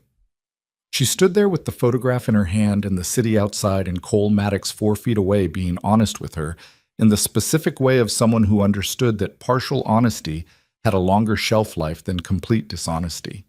And she tried to determine if what she was feeling was rage or something more complicated and decided it was both and that both were valid and neither of them told her what to do next. Get out, she said. Come back in an hour with the transfer documents. Cole nodded. He moved toward the door. Cole, she said. He stopped. Kessler is going to move, she said. Whatever he came here to accomplish, he didn't accomplish it. He knows that. He'll escalate. I know, Cole said. What does escalation look like? He turned to look at her, and she saw it then. The first real shadow of something on his face that wasn't control, wasn't management, wasn't the operational stillness she'd come to read as his baseline. Something that acknowledged, briefly and without drama, that they had entered territory where the variables were no longer fully in his hands. It looks like him going to Roman, Cole said, and telling Roman that the one thing standing between Roman and complete collapse is making sure you don't— Roman going to make sure you don't make it to the wedding. The words sat in the cold air of the shop, and Evelyn stood there and let them land fully, let them be real, because the worst thing you could do with a threat was soften it in your own mind before you'd finished hearing it. He'd come after me directly, she said. Not Roman, Cole said. Roman doesn't do direct. He'd give Kessler a reason to, which amounts to the same thing. How much time do we have? I don't know, Cole said. Hours, maybe less. He paused. Maybe more if Kessler decides to assess first. He's not impulsive. You said that before. It was true before. And now? Cole looked at her steadily. Now he came to your shop in the middle of the night and picked your lock, he said, which suggests his timeline has changed. She absorbed this. 1 hour, she said. Transfer documents. Come back. He left. She locked both doors and turned off the front light so the shop looked closed from the street and stood in the near dark and made herself think. Not feel. Think. She was good at this. She'd always been good at this, even before the past 14 months had sharpened it into something close to surgical. The ability to separate what was happening from what it felt like so she could see the shape of it clearly. What was happening? Kessler had moved. Roman now knew the threat came from Cole and had a motive to connect with Kessler's resources. Cole had been in that boardroom 32 months ago and had held a financial stake in the structure that replaced her and had staged the first meeting and had told her 2 of those 3 things voluntarily and the third only when cornered. What it felt like, she filed that separately. She'd process it later. She didn't have later right now. She went to the back room and opened the lockbox under the cot and took out everything she kept in it. The original documents, her copies, her annotations, the alterations receipt with her handwritten notes from the first night she'd read Cole's folder. She put all of it in a bag. Then she changed clothes because she'd been in these since morning, and something told her tonight was not a night to be wearing the same clothes she'd been wearing all day. She was in the middle of that when her regular phone rang. Unknown number. She answered it. Ms. Marrow. A man's voice she didn't recognize, young, controlled. I'm calling on behalf of Mr. Kessler. He wanted me to convey that the offer he made tonight has a time limit. What offer? She said. He didn't make an offer. He showed me a photograph. A pause. The offer is your safety and your company, the voice said, in exchange for stepping back from the Cole Maddox operation. My safety, she said. Yes. She looked at the wall of the back room, the bare concrete, the single bulb on its cord. Tell Mr. Kessler, she said, that I'll think about it. She ended the call and finished changing and went back to the work table and sat down. 50 minutes later, Cole came back with a man she hadn't seen before, older, carrying a briefcase, who set 2 documents on the work table without speaking and indicated where she should review and then where she should sign. The transfer of the 12% stake from Cole's holding structure into her name. She read every line. Torres had taught her, without meaning to read every line, and she did. And when she was satisfied, she signed. And the man witnessed it and closed his briefcase and left. Cole remained. She set the pen down. Kessler's people called me, she said, 20 minutes ago. An offer. My safety in exchange for stepping back. Cole went very still. He moved faster than I expected, he said. You keep saying things about him and then being wrong, she said. Something crossed his face. Not quite shame, the cousin of it. Yes, he said. She looked at the signed documents on the work table. I didn't accept the offer. I know, he said. You called me back. I called you back because walking away still means 2 to 3 years of litigation, and I didn't survive 14 months of rebuilding myself to do this the slow way. She looked at him. But I need you to understand something. Tell me. I'm not doing this for you, she said. I'm not doing this because I trust you, or because I think you're a good person, or because what you told me tonight changed anything about the math of who you are. I'm doing this because it gets me what I need, and when it's done, whatever you need from the outcome, that's separate. That's yours. We're not the same project. Cole looked at her for a long moment. Understood, he said. Good, she said. Now tell me what tonight looks like. What tonight looked like was this. They moved. Not back to the penthouse. Not to the West Loop building. Cole had a third location. A townhouse in Lincoln Park that felt lived in a different way from his other spaces. More personal. A place that might once have been a home and still carried the trace of that. And they went there with Margaret, and the man named Torres had materialized again with 2 of his own people, and they spread everything across the dining room table and worked. The wedding was in 11 days. They had to compress 11 days of planned operation into a window Cole estimated at 48 hours before Kessler decided the offer had expired and moved to whatever came after offers. Evelyn sat at that table for 6 hours straight. She didn't eat. She drank 2 cups of coffee that went cold, and she didn't notice. She worked through the asset reversal documentation with Torres and reviewed the shareholder communication that would go to Vesper's remaining board in the morning, and she cross-referenced 3 separate legal filings and found an error in the second one that would have created a gap. Roman's lawyers could have exploited and corrected it at 2 in the morning with a pen, while Torres watched and said nothing because there was nothing to say. At 3 a.m., Margaret set her laptop down and rubbed her eyes and said, "The last 2 shell structures. Roman's going to see us coming." "Let him see," Cole said. He was standing at the window. He'd been standing there for an hour, not pacing, just standing, the specific stillness of someone running calculations in a space that had no visible surfaces. "If he sees us coming, he moves assets before we can intercept," Margaret said.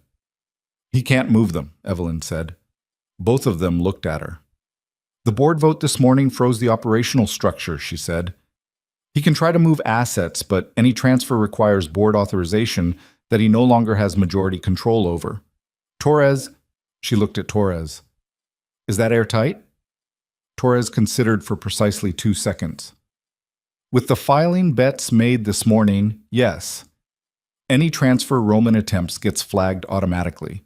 He'd need a court order to override the freeze, and that takes 72 hours minimum." "So he's locked," Margaret said slowly. "He's locked," Evelyn said. Silence around the table. Cole turned from the window and looked at her. She didn't look back at him. She was already moving to the next page. She slept for 2 hours on the townhouse couch somewhere around 4:30, not because she wanted to, but because Torres had pointed out with clinical precision that a person making legal decisions on 0 sleep was a liability. She set an alarm for 6:30 and was awake before it and back at the table with a glass of water while the city outside went from dark to gray to the specific pale gold of an early Chicago morning. Cole was already up. He was in the kitchen. She heard him before she saw him. The sound of the coffee maker, specific and domestic, incongruous in the context of the night they'd just had. She came into the kitchen doorway and leaned against it. He looked at her. Neither of them said anything for a moment. "Kessler's going to make contact today," she said. "Yes. With Roman or with us?" "Likely both," Cole said. "Roman first. He needs to know what Roman actually has before he decides how to move." "And what Roman actually has," she said, "is nothing, because we locked the structure last night." "Roman has Kessler," Cole said. "That's not nothing." She looked at him. "What can Kessler actually do, Cole? Not theoretically, concretely. What does he do?" Cole poured coffee, set a second cup on the counter without asking, and she crossed the kitchen and picked it up. "He applies pressure through channels I operate in," Cole said. "Financial pressure, primarily. He calls in relationships, people who owe him, people who fear him, and he uses them to create obstacles, legal challenges, regulatory scrutiny, public narratives." He paused. "He's done it before. It's slow, but it's effective." "How slow?" Weeks, maybe months. The wedding is in 11 days, she said. I know. She drank the coffee. It was better than she expected. We can't let him slow us down, she said. No. So we finished today, she said. Everything we can finish, we finish today. The remaining asset documentation, the shareholder communication, the secondary filings, all of it, today. So that by the time Kessler talks to Roman and decides to move, there's nothing left to move against. Cole looked at her over his coffee. That's 16 hours of work, he said. Then we'd better start now, she said. They started now. The day moved in the way that days under pressure moved. Not fast exactly, but densely, every hour containing more actual content than hours usually held. Torres and his people worked the legal documents. Margaret worked the financials. Evelyn worked everything that required her name, her testimony, her specific knowledge of Vesper's original structure, which was most of it, and she worked it without stopping except to drink water and once to eat half a sandwich Margaret put in front of her without ceremony around noon. At 2 in the afternoon, Roman called her. She was in the middle of reviewing a shareholder communication draft, and she looked at his name on a regular phone screen and felt something move through her that was not fear and not anticipation, but a compound of both, and she set the draft down and answered. Roman, she said. Evelyn. His voice was different from the lobby yesterday. The managed quality was gone. Something underneath it was showing through, something ragged at the edges. I know what you're doing. Do you? You're going to destroy everything, he said. You understand that? Not just what I built, what you built. You're going to tear it apart and there'll be nothing left. There's already nothing left, she said. You made sure of that. Evelyn, Roman, she kept her voice flat. Don't call me to negotiate. You don't have anything to negotiate with. I have Kessler, he said. She was quiet for a moment. Yes, she said. You do. You know what he can do. I know what he told you he can do, she said. There's a difference. A pause. She heard him breathing, uneven, the breathing of a man who hadn't slept. I made a mistake, Roman said. His voice dropped. What I did to you, I know what it was. I'm not going to try to tell you it wasn't what it was. She held the phone and said nothing. But this, his voice tightened. What you're doing now, it doesn't just hurt me. Celeste, the people who work at Vesper, the clients. Stop, she said. He stopped. Don't use the staff, she said. Don't use the clients. You had 14 months to think about the people who work at that company. You should have thought about them before you stole it. Silence. Walk away from Kessler, she said. Whatever he's offered you, whatever arrangement you have, end it. Turn over the remaining asset documentation voluntarily. Cooperate with the board and with Torres's team. She paused. If you do that, I'll tell Torres to pursue the minimum legal exposure. You won't walk away clean, but you'll walk away. A long silence. And if I don't, he said, then we finish what we started, she said. And you get everything Kessler's protection is actually worth, which is less than you think. She ended the call and set the phone down and put her hands flat on the table and pressed down hard and held it for 10 seconds. Across the table, Margaret looked at her and said nothing. Back to work, Evelyn said. Roman didn't call back. At 6 in the evening, Cole's encrypted phone went off, and he stepped out of the room and came back 2 minutes later with his expression rearranged into something that was attempting neutrality and not entirely succeeding. Kessler's made contact, he said. With you? With 3 of my financial partners, he said. Simultaneously, within the last hour. The room went quiet. What did he say to them? Margaret said. That I'm operating outside my lane, Cole said. That the Vesper situation is going to expose them to regulatory scrutiny by association. He paused. That the smart play is to distance. Are they going to distance? Evelyn said. Cole was quiet. One of them already has, he said. She looked at him.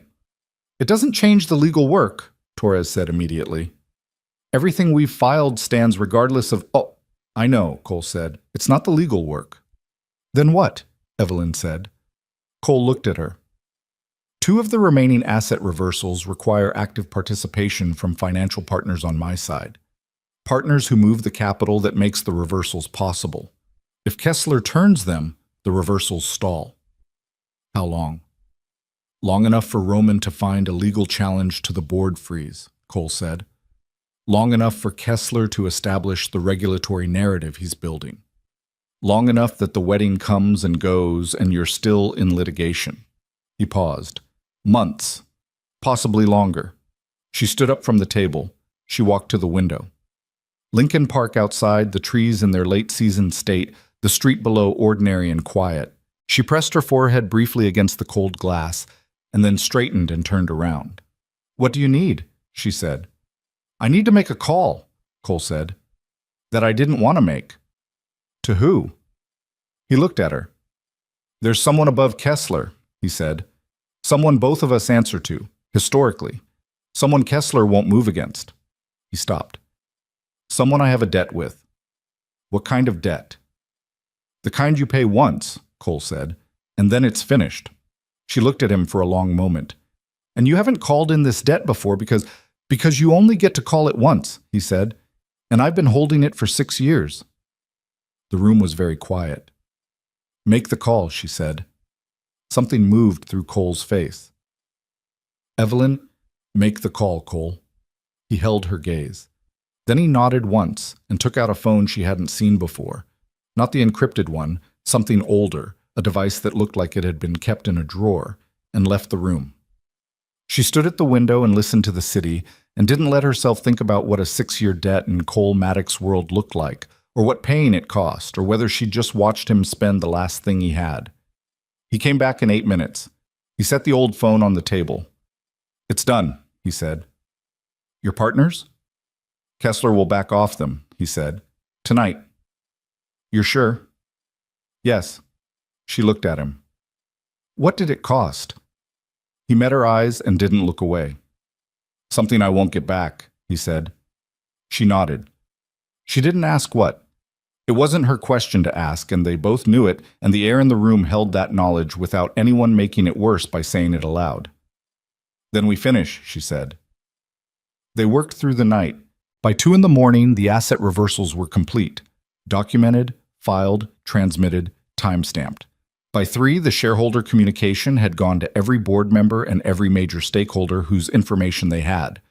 By 4, Torres had filed the final documents with the SEC that would trigger a formal investigation into the acquisition of Vesper Atelier and the fraudulent restructuring of its ownership. By 4:30, the sun still wasn't up, and the city was in the specific quiet of the hour that was neither night nor morning. And Evelyn sat at the table with her hands around a cup of cold coffee and felt something she hadn't expected to feel. Not triumph, not yet. Something more specific.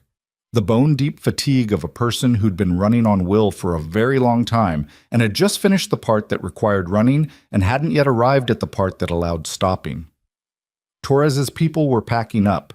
Margaret had fallen asleep in the armchair in the corner and no one had woken her. The man who'd witnessed the document signing was gone.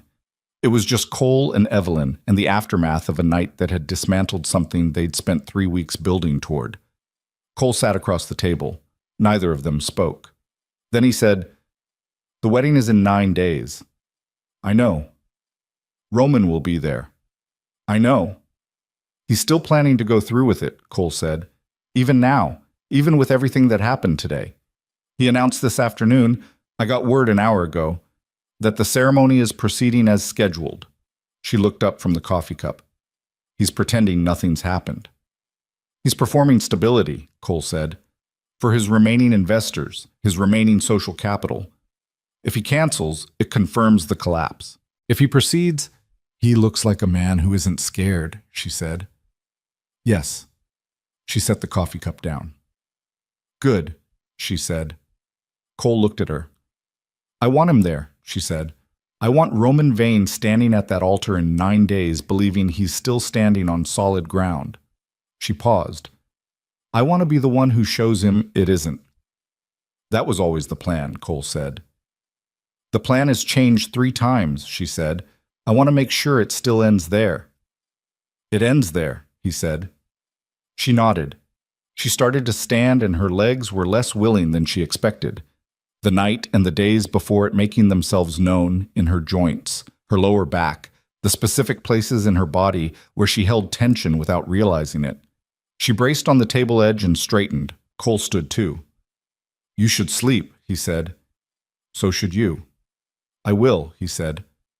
"There's a room." "I'm going back to the shop," she said. He looked at her.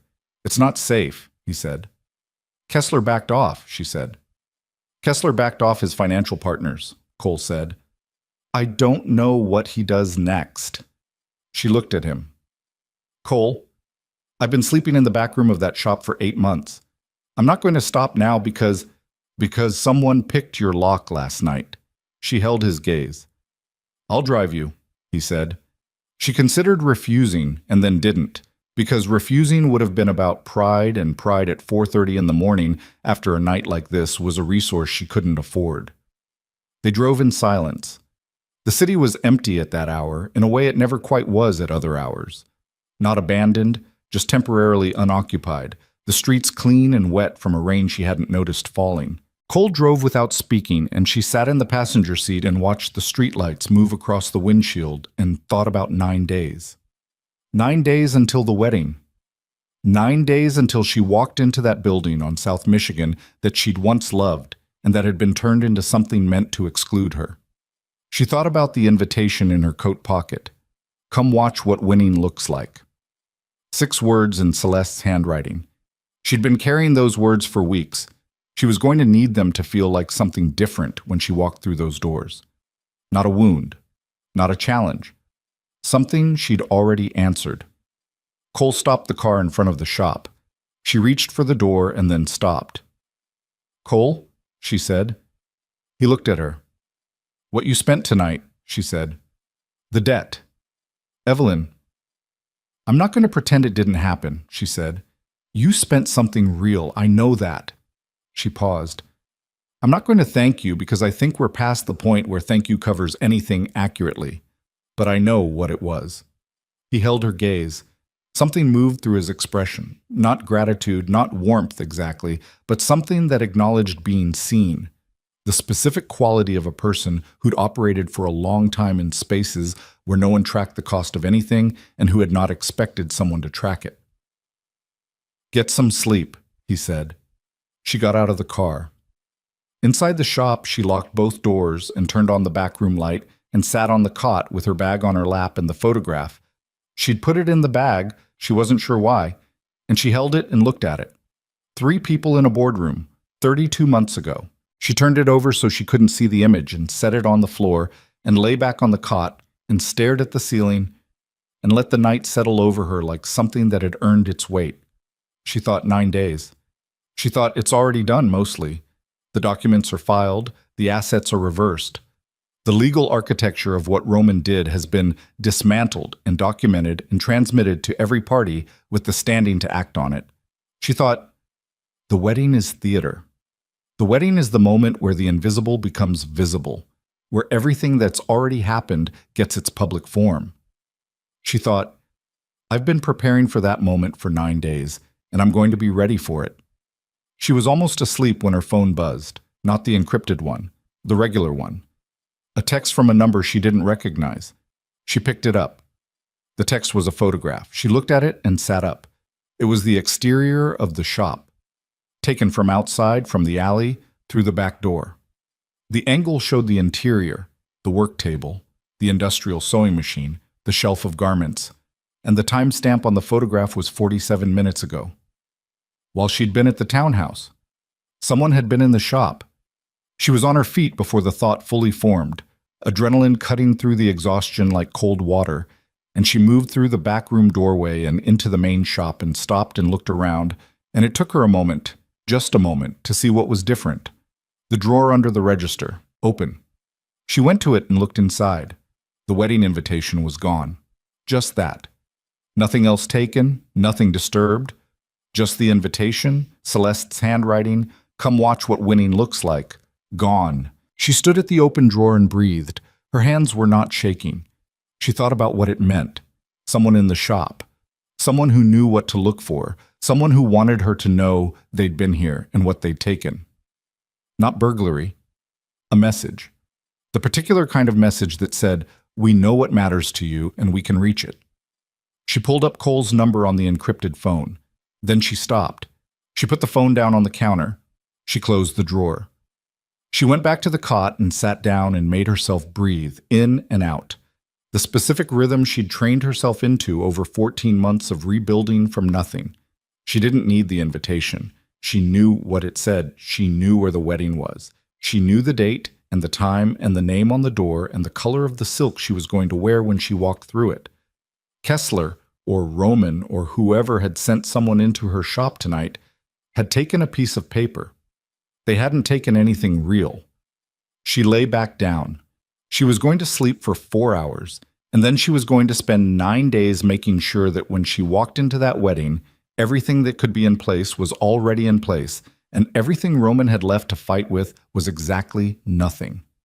She closed her eyes. The city hummed. Outside, somewhere 3 blocks north, a car alarm started and then stopped. A truck moved through the intersection. The specific sound of Chicago at 5 in the morning, which she'd come to know better than she'd ever expected to, the sound of a city that didn't care what was happening to her and would keep moving regardless. She'd always found that comforting. Not because indifference was kind, because it meant the city's continuation didn't depend on her getting this right. The city would go on either way. What depended on her getting this right was smaller than the city and more specific and more important because of that. Her company. Her name. 9 days. She was 3 minutes from sleep when she heard it.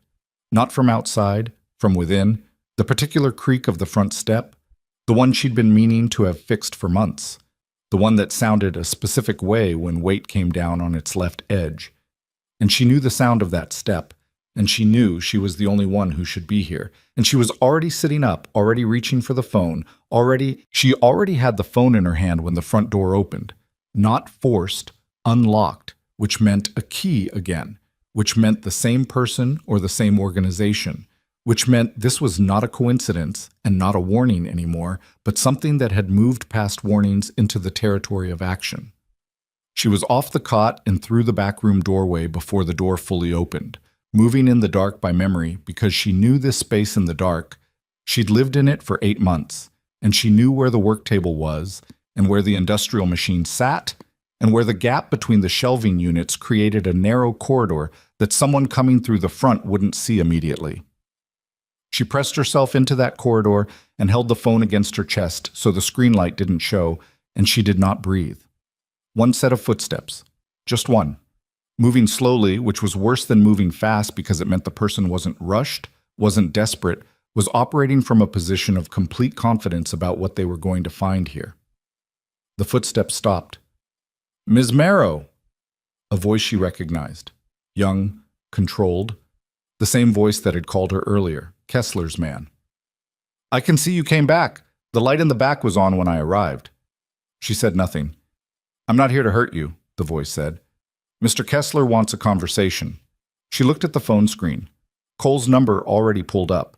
She pressed call and held the phone against her leg, muffled, and hoped he answered and hoped he understood what he was hearing. "The offer still stands," the voice said. The footsteps moved again, toward the work table.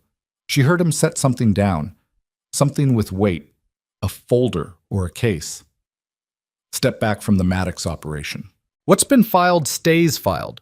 We're not asking you to undo the legal work. That ship sailed and Mr. Kessler's realistic about that." A pause. "But the wedding, the public component, that's what we're asking you to set aside." She pressed her back against the shelving. "Why?" she said. The footsteps stopped. "There you are," the voice said. Not triumphant, just locating. "Why the wedding?" she said. "The legal work is done. The assets are reversed. Roman is finished financially. Why does it matter if I'm in that building in 9 days? A pause. "Because Cole Maddox needs you in that building," the voice said. "The public exposure of Roman Vane is the final piece of what he's building.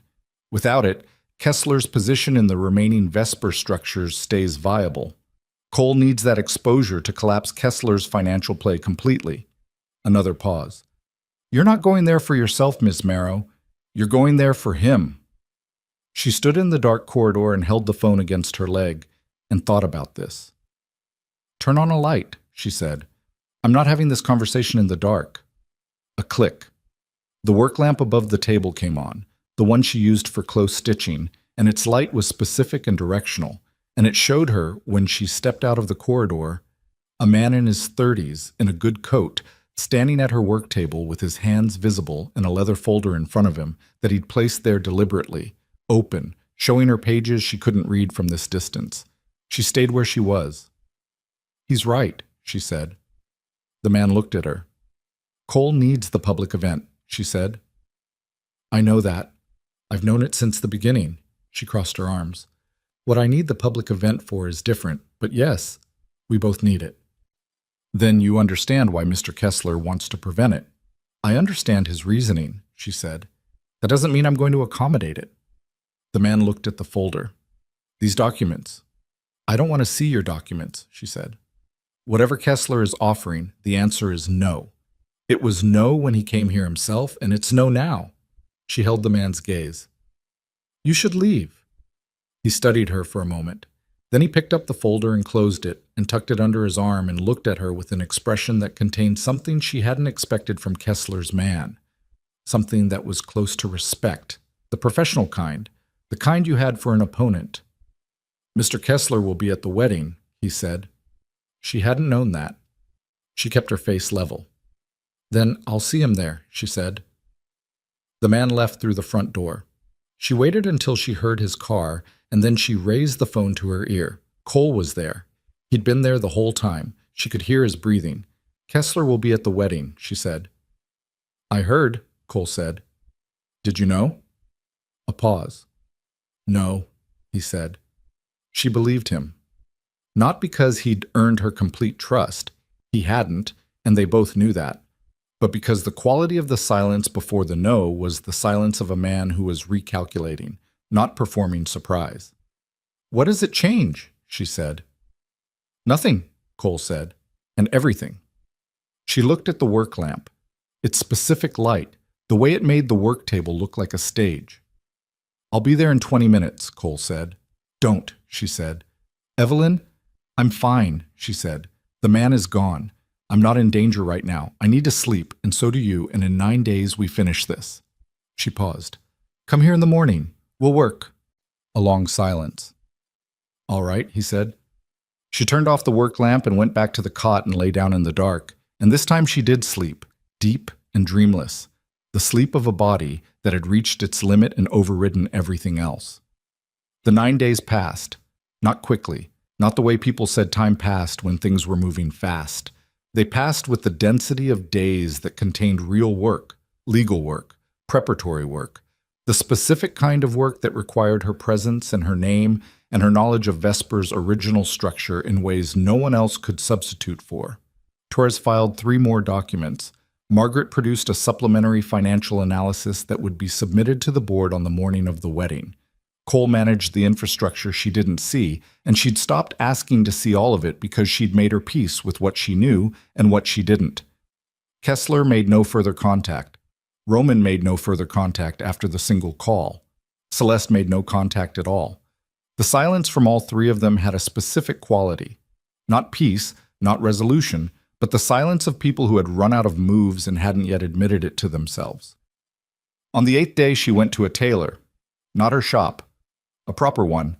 On the north side, a woman named Simone, who'd been in business for 30 years and who looked at Evelyn when she walked in with the particular recognition of one craftsperson seeing another. I need something for tomorrow, Evelyn said. Simone looked at her for a long moment. What kind of tomorrow? Simone said. Evelyn thought about how to answer that. The kind you dressed for once, she said. Simone brought out the gold silk herself. Evelyn hadn't specified a color. She saw it and understood immediately that Simone had understood something from looking at her that she hadn't needed to be told. She stood in the fitting room while Simone worked, pinning and adjusting with the fast, certain movements of someone who didn't second-guess her own hands. And Evelyn looked at herself in the mirror and did the thing she'd been avoiding for 9 days, which was look at her own face without looking away. She was different from the woman who'd been walked out of her own building 14 months ago. Not better, not worse. Different in the way that materials changed under sustained pressure. The grain altered, the weight redistributed, the surface changed. She looked older. She looked less surprised by things. She looked like a woman who had chosen something specific over the easier alternative enough times in a row that it had become structural, part of how she held herself, part of what her face did in repose. She looked like someone who had stopped waiting to be given things back. "Breathe out," Simone said. She breathed out. The next morning, Cole arrived at the shop at 8 with a car she didn't recognize. Longer than his usual, black, the kind of vehicle that announced itself through restraint rather than excess. He was in a suit that fit the way his suits always fit, and he looked at her when she opened the door, and something moved through his expression that he didn't manage quickly enough. "The dress works," he said. "Yes," she said. "It does." They drove to collect Margaret, who was in a jacket that probably cost more than the dress, and Torres, who was in the back seat already when they arrived somewhere, papers in his briefcase, transmission confirmations on his phone that he showed her wordlessly. Everything filed, everything in place. The board had received Margaret's supplementary analysis at 7 a.m. They were 4 black cars by the time they reached South Michigan. She hadn't planned that. Cole had arranged it, the additional vehicles, and she'd understood when she saw them that it was theater of a specific kind. Not aggression, but presence. The visual grammar of people who arrived in force not because they needed to, but because they could. The building came into view. She looked at it through the car window. The stone facade, the archways, the specific quality of afternoon light on the exterior that she'd loved the first time she'd seen it years ago and had never fully stopped loving even when it became the location of something meant to humiliate her. "Ready," Cole said. It wasn't a question. "Yes," she said. The car stopped. She opened her own door. The gold silk moved the way Simone had cut it to move. Not flowing, not theatrical, but present. The fabric doing what fabric did when someone who understood it put it together right. She stood on the sidewalk and felt the October air on her face and the weight of the dress and the specific solidity of the ground under her feet, and she looked at the entrance and walked toward it. The doors were already open. Inside, 300 people who had dressed themselves in the careful way of people attending an event they expected to remember. The hum of voices and the smell of flowers and the particular charged atmosphere of a room full of people who sensed something was different from what they'd been told to expect. They felt her arrival before they saw her. She understood this without arrogance. It was physics, not pride. She was walking into a room where her absence had been the entire point of the event, and her presence rearranged the room's logic the moment she entered it. Heads turned. The hum shifted in register. She walked down the aisle without hurrying. She looked at no one directly. She looked forward, toward the altar, where Roman Vane stood in a mourning suit that fit him well, and whose face, when he saw her, went through 3 visible stages in approximately 2 seconds. Recognition, calculation, and then the specific expression of a man who understood that his calculation had come out wrong. At the altar, Celeste stood in white. Evelyn looked at her. Celeste looked back. There was a history between them that nothing in this room could contain. 7 years of friendship, of chosen sisterhood, of the specific trust that women built with each other when they decided to trust at all. There was also a boardroom with security guards, a signature that wasn't Evelyn's, a handwritten note on the back of a wedding invitation. Celeste's face showed all of it. She didn't try to hide it. That surprised Evelyn. She'd expected performance from Celeste. What she got instead was the face of a woman who had been waiting for this moment and had run out of the energy to dress it as anything other than what it was. Cole walked to the altar. He moved through the space with the same quality he always moved with. Not commanding attention, not performing, just occupying space so completely that attention came to him anyway. He carried the black leather folder and he set it on the altar rail, and he looked at Roman and said, without raising his voice, "Open it." Roman's hands were not steady when he took the folder. She watched him open it and read. She watched the pages. She'd read those pages so many times in the past weeks that she knew them by their visual weight. This page was asset reversals. This page was the SEC filing. This page was the board resolution. This page was the forensic report's summary section with the key finding highlighted in yellow by Torres. Fraudulent transfer of ownership, documented and certified. Roman read. The room had gone very quiet. He looked up at Cole, then at Evelyn. She met his eyes.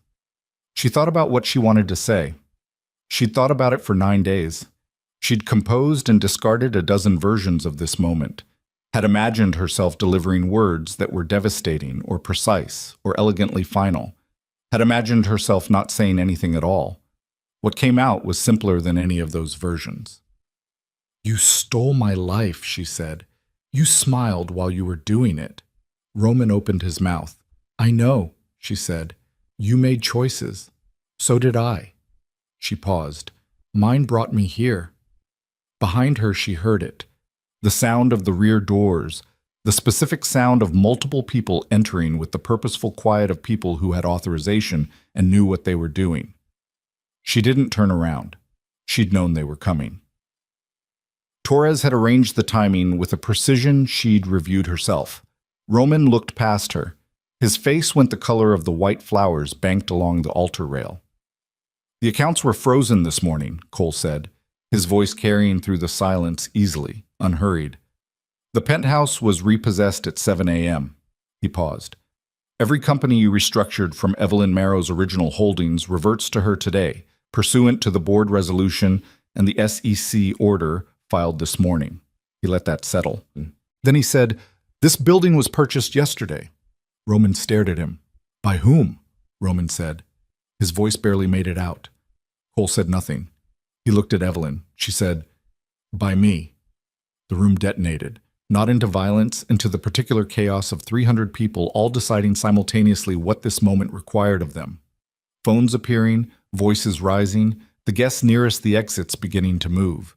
Investors she recognized from the board meeting were already in conference with people she didn't recognize, which meant their own lawyers, their own damage control. Reporters who'd attended as guests were no longer pretending otherwise. Celeste moved first. She pulled the veil from her hair, not dramatically, not the way the outline had suggested, but with a single exhausted motion, like someone removing something that had been too heavy for a long time. She set it on the altar rail and looked at Roman. You told me we were untouchable, she said. Roman looked at her. You told me for 3 years that you had this handled, she said, that you'd thought of everything. Her voice was flat, not angry, the flatness of someone who had used all available emotion and arrived at the territory past it. You hadn't thought of her. She picked up her flowers and set them on top of the veil and walked off the altar and down the side aisle and out a door Evelyn hadn't noticed before, moving with the particular contained dignity of a woman who understood that everything had collapsed and had decided to collapse it on her own terms. Evelyn watched her go. She felt something she hadn't expected to feel. Not triumph over Celeste, not satisfaction, something more complicated. The specific grief of watching someone you'd loved make themselves a stranger completely. She'd thought she'd processed this. She'd thought 14 months had been enough time to finish grieving Celeste. Standing here, she understood that some griefs didn't finish on a schedule. She turned back to Roman. The federal agents were at the altar now. She'd known they were coming. Cole had arranged it. Torres had arranged it. It had been built into the timeline from the beginning, but seeing it was different from knowing it. Roman looked at the agents and then at her with an expression she'd never seen on his face in 3 years of loving him and 14 months of hating him. He looked like he finally understood something, not about what he'd done. She didn't think Roman would ever fully understand what he'd done, because the architecture of self-justification he'd built around it was too structural, too load-bearing, too much a part of how he held himself upright. He understood something smaller and more specific. He understood that she had won. Evelyn, he said. She waited. I thought, he started, stopped. His hands hung at his sides. The folder had fallen somewhere and the pages were scattered on the altar floor. I thought that you would eventually... Stop, she said. Not unkindly. Don't tell me what you thought. Whatever you thought about me, you were wrong. Leave it there. He looked at her for one more moment. Then one of the agents touched his arm and said something in a low professional voice, and Roman Vane nodded, once. with a movement that looked like a man finally putting something down that he'd been carrying too long. And he walked with the agents toward the rear doors, and the room shifted to accommodate the movement, and then he was gone. The room around her was noise and motion. She stood still in the middle of it. Cole appeared at her side, not touching her, just present, the way he'd been present throughout all of this, at a specific and considered distance. "Kessler," she said. "Left when the agents came in," Cole said. "Rear exit." "He'll try something else," she said. "Probably," Cole said. "But what he was using, Roman structure, the Vesper holdings, that's gone. He has no mechanism. Whatever he tries, it's a different fight." "Your fight," she said. "Yes," he said. "My fight." She nodded. She looked around the room, the flowers, the chandeliers, the 300 people in various states of controlled alarm, the altar with its scattered papers and its abandoned veil. She looked at all of it and felt it for what it was. Not her wedding, which it had never been. Not her humiliation, which it had been designed to be. Something else entirely. A room that had been built for one purpose and used for another. She bent down and picked up one of the scattered pages from the floor. The forensic report, page 11, a column of account numbers in clean rows. She folded it once and put it in her bag. "Let's go," she said. She walked out the front doors the way she'd come in. The October air hit her, and she stopped on the steps and stood there for a moment with the city spread out in front of her. Michigan Avenue, with its ordinary afternoon traffic and its ordinary people and its ordinary sky that didn't know or care what had just happened inside this building. And she breathed, in and out, the specific rhythm. She thought she'd feel larger than this. She'd thought the moment of completion would feel the size of what it had cost her. Instead, it felt quiet, not small. Quiet in the way that things felt after they were done. After the last stitch was tied off, and you held the garment up and saw that it held, that the work had been worth the work, and you set it down. Cole came out behind her. They stood on the steps together. "What happens now?" she said. "For you?" "For both of us." He was quiet for a moment. Somewhere below them a cab honked and a woman crossed against the light, and the city kept being itself. "Vesper Atelier goes back to its original owner," he said, "with all the documentation and legal standing to operate cleanly. The board is already in contact with Torres." He paused. "The flagship building on Michigan is still yours. It was always yours. It just needs the name back." "The name," she said. "Your name." She looked at the street. "And you," she said. "I have a different kind of work now," Cole said. "Kessler doesn't have a mechanism, but he's still operational, and there are things I've been building toward for a long time that are closer now than they were." He paused. "Different work." "Legitimate work," she said. He looked at her with those dark eyes. "More legitimate than before," he said. "That's as honest as I can be." She accepted this. It was the most honest thing he could say, and they both knew it, and honesty of that specific limited caliber was what they had between them, and she'd decided it was enough to work with. "The 12%, she said. "It's yours," he said, "as of 9 days ago." "I know," she said. "I'm not asking about that." She paused. "I'm asking if you're going to come to the reopening." He looked at her. She held his gaze. "Vesper Atelier," she said. "When I reopen it, I want it done right, and I want it done publicly, and I want the people who watch me lose everything to see what it looks like when I open those doors again."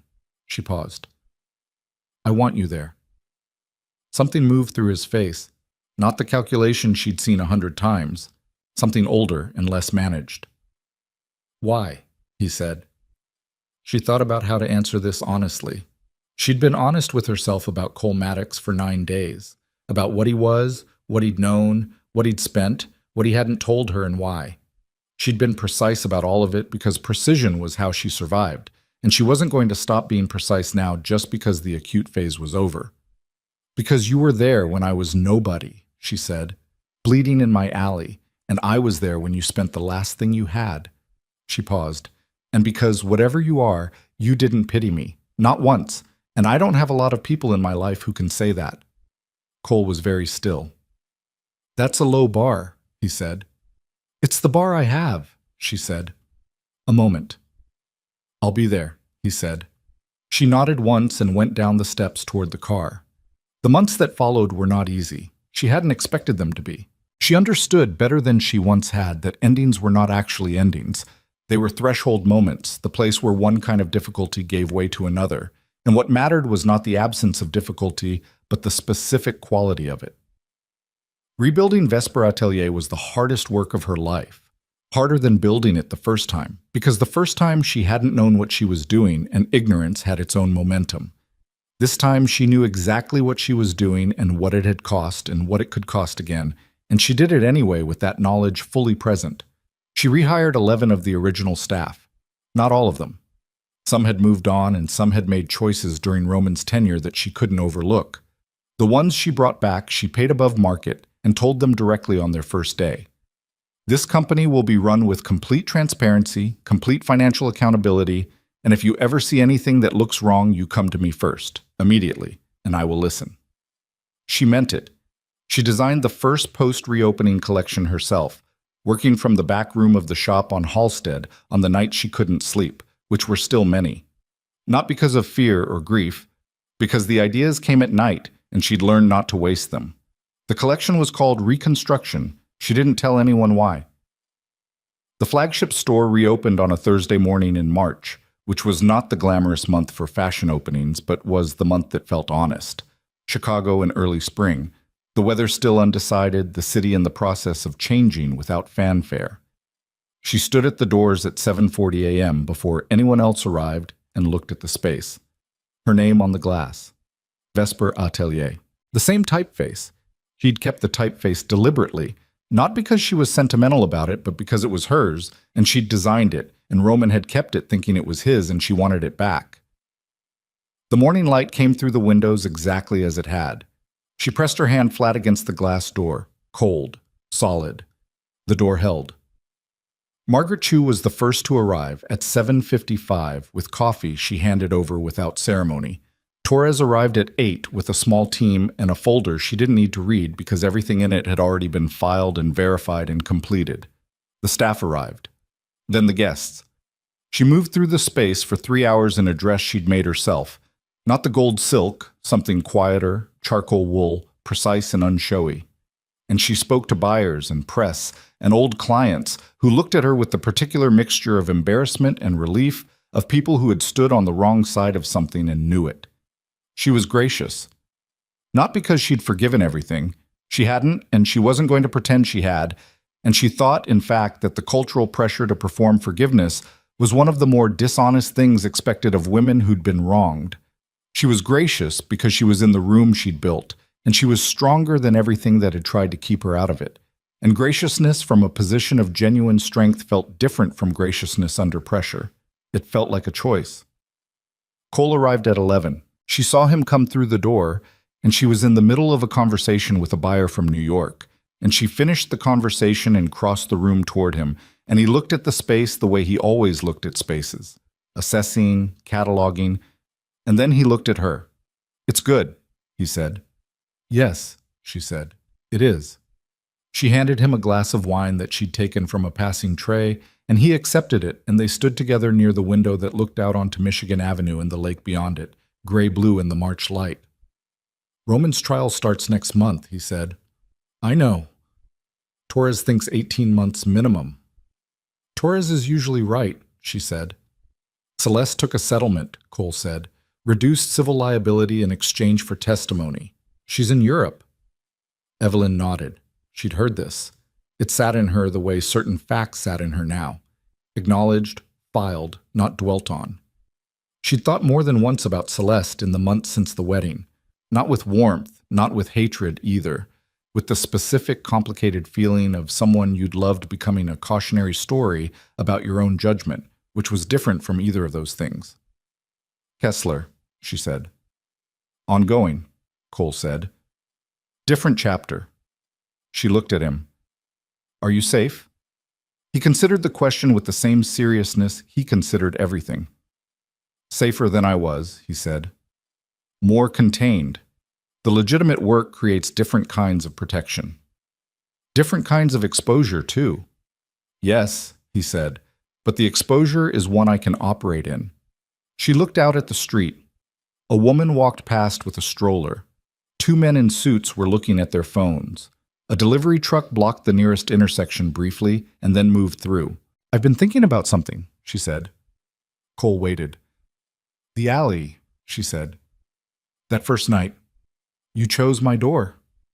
"Yes," he said. "You said you'd been watching the situation for 2 weeks." "Yes." "So you knew what I was," she said, "before you knocked. You knew what I'd lost and how I was living and what I'd built in that shop and who I'd been before." "Yes," he said. She turned to look at him.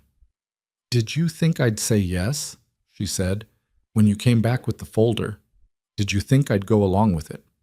He looked at her for a long moment. "I thought you'd read the folder," he said. "I wasn't sure about anything after that." She believed him. It was the kind of answer that couldn't be manufactured. Too specific, too uncertain, too much like the truth of someone who understood her well enough to know she couldn't be predicted. "One more question," she said. He waited. "Was there ever a moment," she said, "when what we were doing stopped being a transaction and became something else?" The room hummed around them. The voices and the footsteps and the specific atmosphere of a reopening, of a room being given back its purpose. Cole held her gaze. "Yes," he said. There was a moment. "When?" He was quiet for a beat. "When you charged me fair for the thread," he said. She looked at him. He didn't elaborate. He didn't need to. She understood what he meant. That he'd walked into her shop that first night expecting to find someone defeated and had found someone who, even in the worst circumstances of her life, understood the difference between what something cost and what it was worth and refused to confuse the two. She understood that was the thing that had mattered to him. Not her loss, not her potential usefulness, the specific quality of her that had survived everything. She looked back at the room, her store, her work on the walls, her people moving through the space with the particular ease of people who felt ownership, not legal ownership, but the ownership of people who were doing work they believed in. "I was thinking about the shop," she said. "The alteration shop?" "I'm going to keep it," she said. Cole looked at her. "Not for business," she said. "I'm going to keep the space. I'll give it to someone who needs it, someone who's starting out or starting over." She paused. "Someone who needs $30 worth of work and a decent work lamp and a place where nobody's going to ask them how they got there." She felt him look at her. She didn't look back. The afternoon light was changing, the March sun moving in its low arc, coming through the windows at the angle she'd designed the space to receive it. The angle she'd measured 11 years ago, with a light meter and a level and the specific conviction of someone who knew exactly what they were making. She'd been 28 years old. She hadn't known half of what she needed to know. She'd known how to work and how to see and how to make things that lasted. She'd thought that was enough, and she'd been wrong. But she understood now that being wrong about that wasn't a failure of her. It was a failure of the assumption that the world rewarded craft on its own terms. The world did not reward craft on its own terms. The world rewarded everything: craft, cunning, endurance, knowing when to trust and when to stop trusting, and how to tell the difference between someone who pitied you and someone who saw you clearly. She'd learned all of it the hard way. She was not going to say it had been worth it. She was not going to construct a narrative in which the theft of her company and the betrayal of everyone she loved had been a necessary education. It hadn't been necessary. It had been something that happened to her that she survived and survived and survived until surviving became building, and building became this room, this afternoon, this light. Cole stood beside her at the window, and they looked at the street and the lake beyond it, and neither of them spoke, and the silence between them had the quality of something that had been earned. Not comfort exactly, not peace exactly, but the specific texture of two people who had been present for each other's worst and most compromising moments, and had not looked away. Later, after the guests had gone and the staff had begun closing down and the March evening had brought its cold, in through the seams of the building, she sat alone in the back office. Her desk, the same view of the lake she'd looked at for 11 years plus one absent year that she was no longer counting, with a glass of wine she hadn't finished and a sketch pad she'd opened without quite deciding to. The pencil moved across the paper, not thinking, just moving, the way her hands did when she let them. A silhouette emerged, a figure in motion, in fabric she hadn't designed yet, in a direction that didn't have a name yet. The next thing. The thing after the reconstruction. She looked at it for a moment. Then she kept drawing. Outside, the lake went from dark blue to black in the way it did at this hour, the city lighting it from below so that the water looked less like water than like something alive and cold and indifferent and magnificent and permanent in the way that cities and bodies of water were permanent, outlasting everything that happened along their edges. She'd lost everything she built along this edge. She'd built it again. The pencil moved. She didn't think about Roman. She didn't think about Celeste. She didn't think about Kessler or the alley or the 47 pages or the specific creak of the front step in the dark. She thought about the next collection. She thought about the woman she was going to give the shop to. She didn't know her yet, but she would find her. Someone starting out or starting over with a needle and $30 worth of work and a sign in the window and the specific courage of people who built things in the dark without knowing if they'd last. They lasted. Some of them. The ones who didn't stop. She turned the page and started a new sketch, and outside the lake kept moving and the city kept its noise and the March night settled over Chicago like something that didn't know yet what spring would bring, only that it was coming, the way it always did, unhurried and indifferent and entirely regardless of what anyone deserved. She drew until her hand was tired. Then she closed the pad and sat in the quiet of her own building and felt the specific weight of being exactly where she was supposed to be, having paid everything it cost to get here, and she let that be enough. It was enough. It was more than enough. It was everything she'd built and kept and built again. And this time she knew what she was protecting, and she knew the cost of losing it, and she knew, with the cold specific knowledge of a woman who had been all the way down and all the way back, that she would not lose it the same way twice. The light on the desk made a small warm circle in the dark. She left it on when she went home.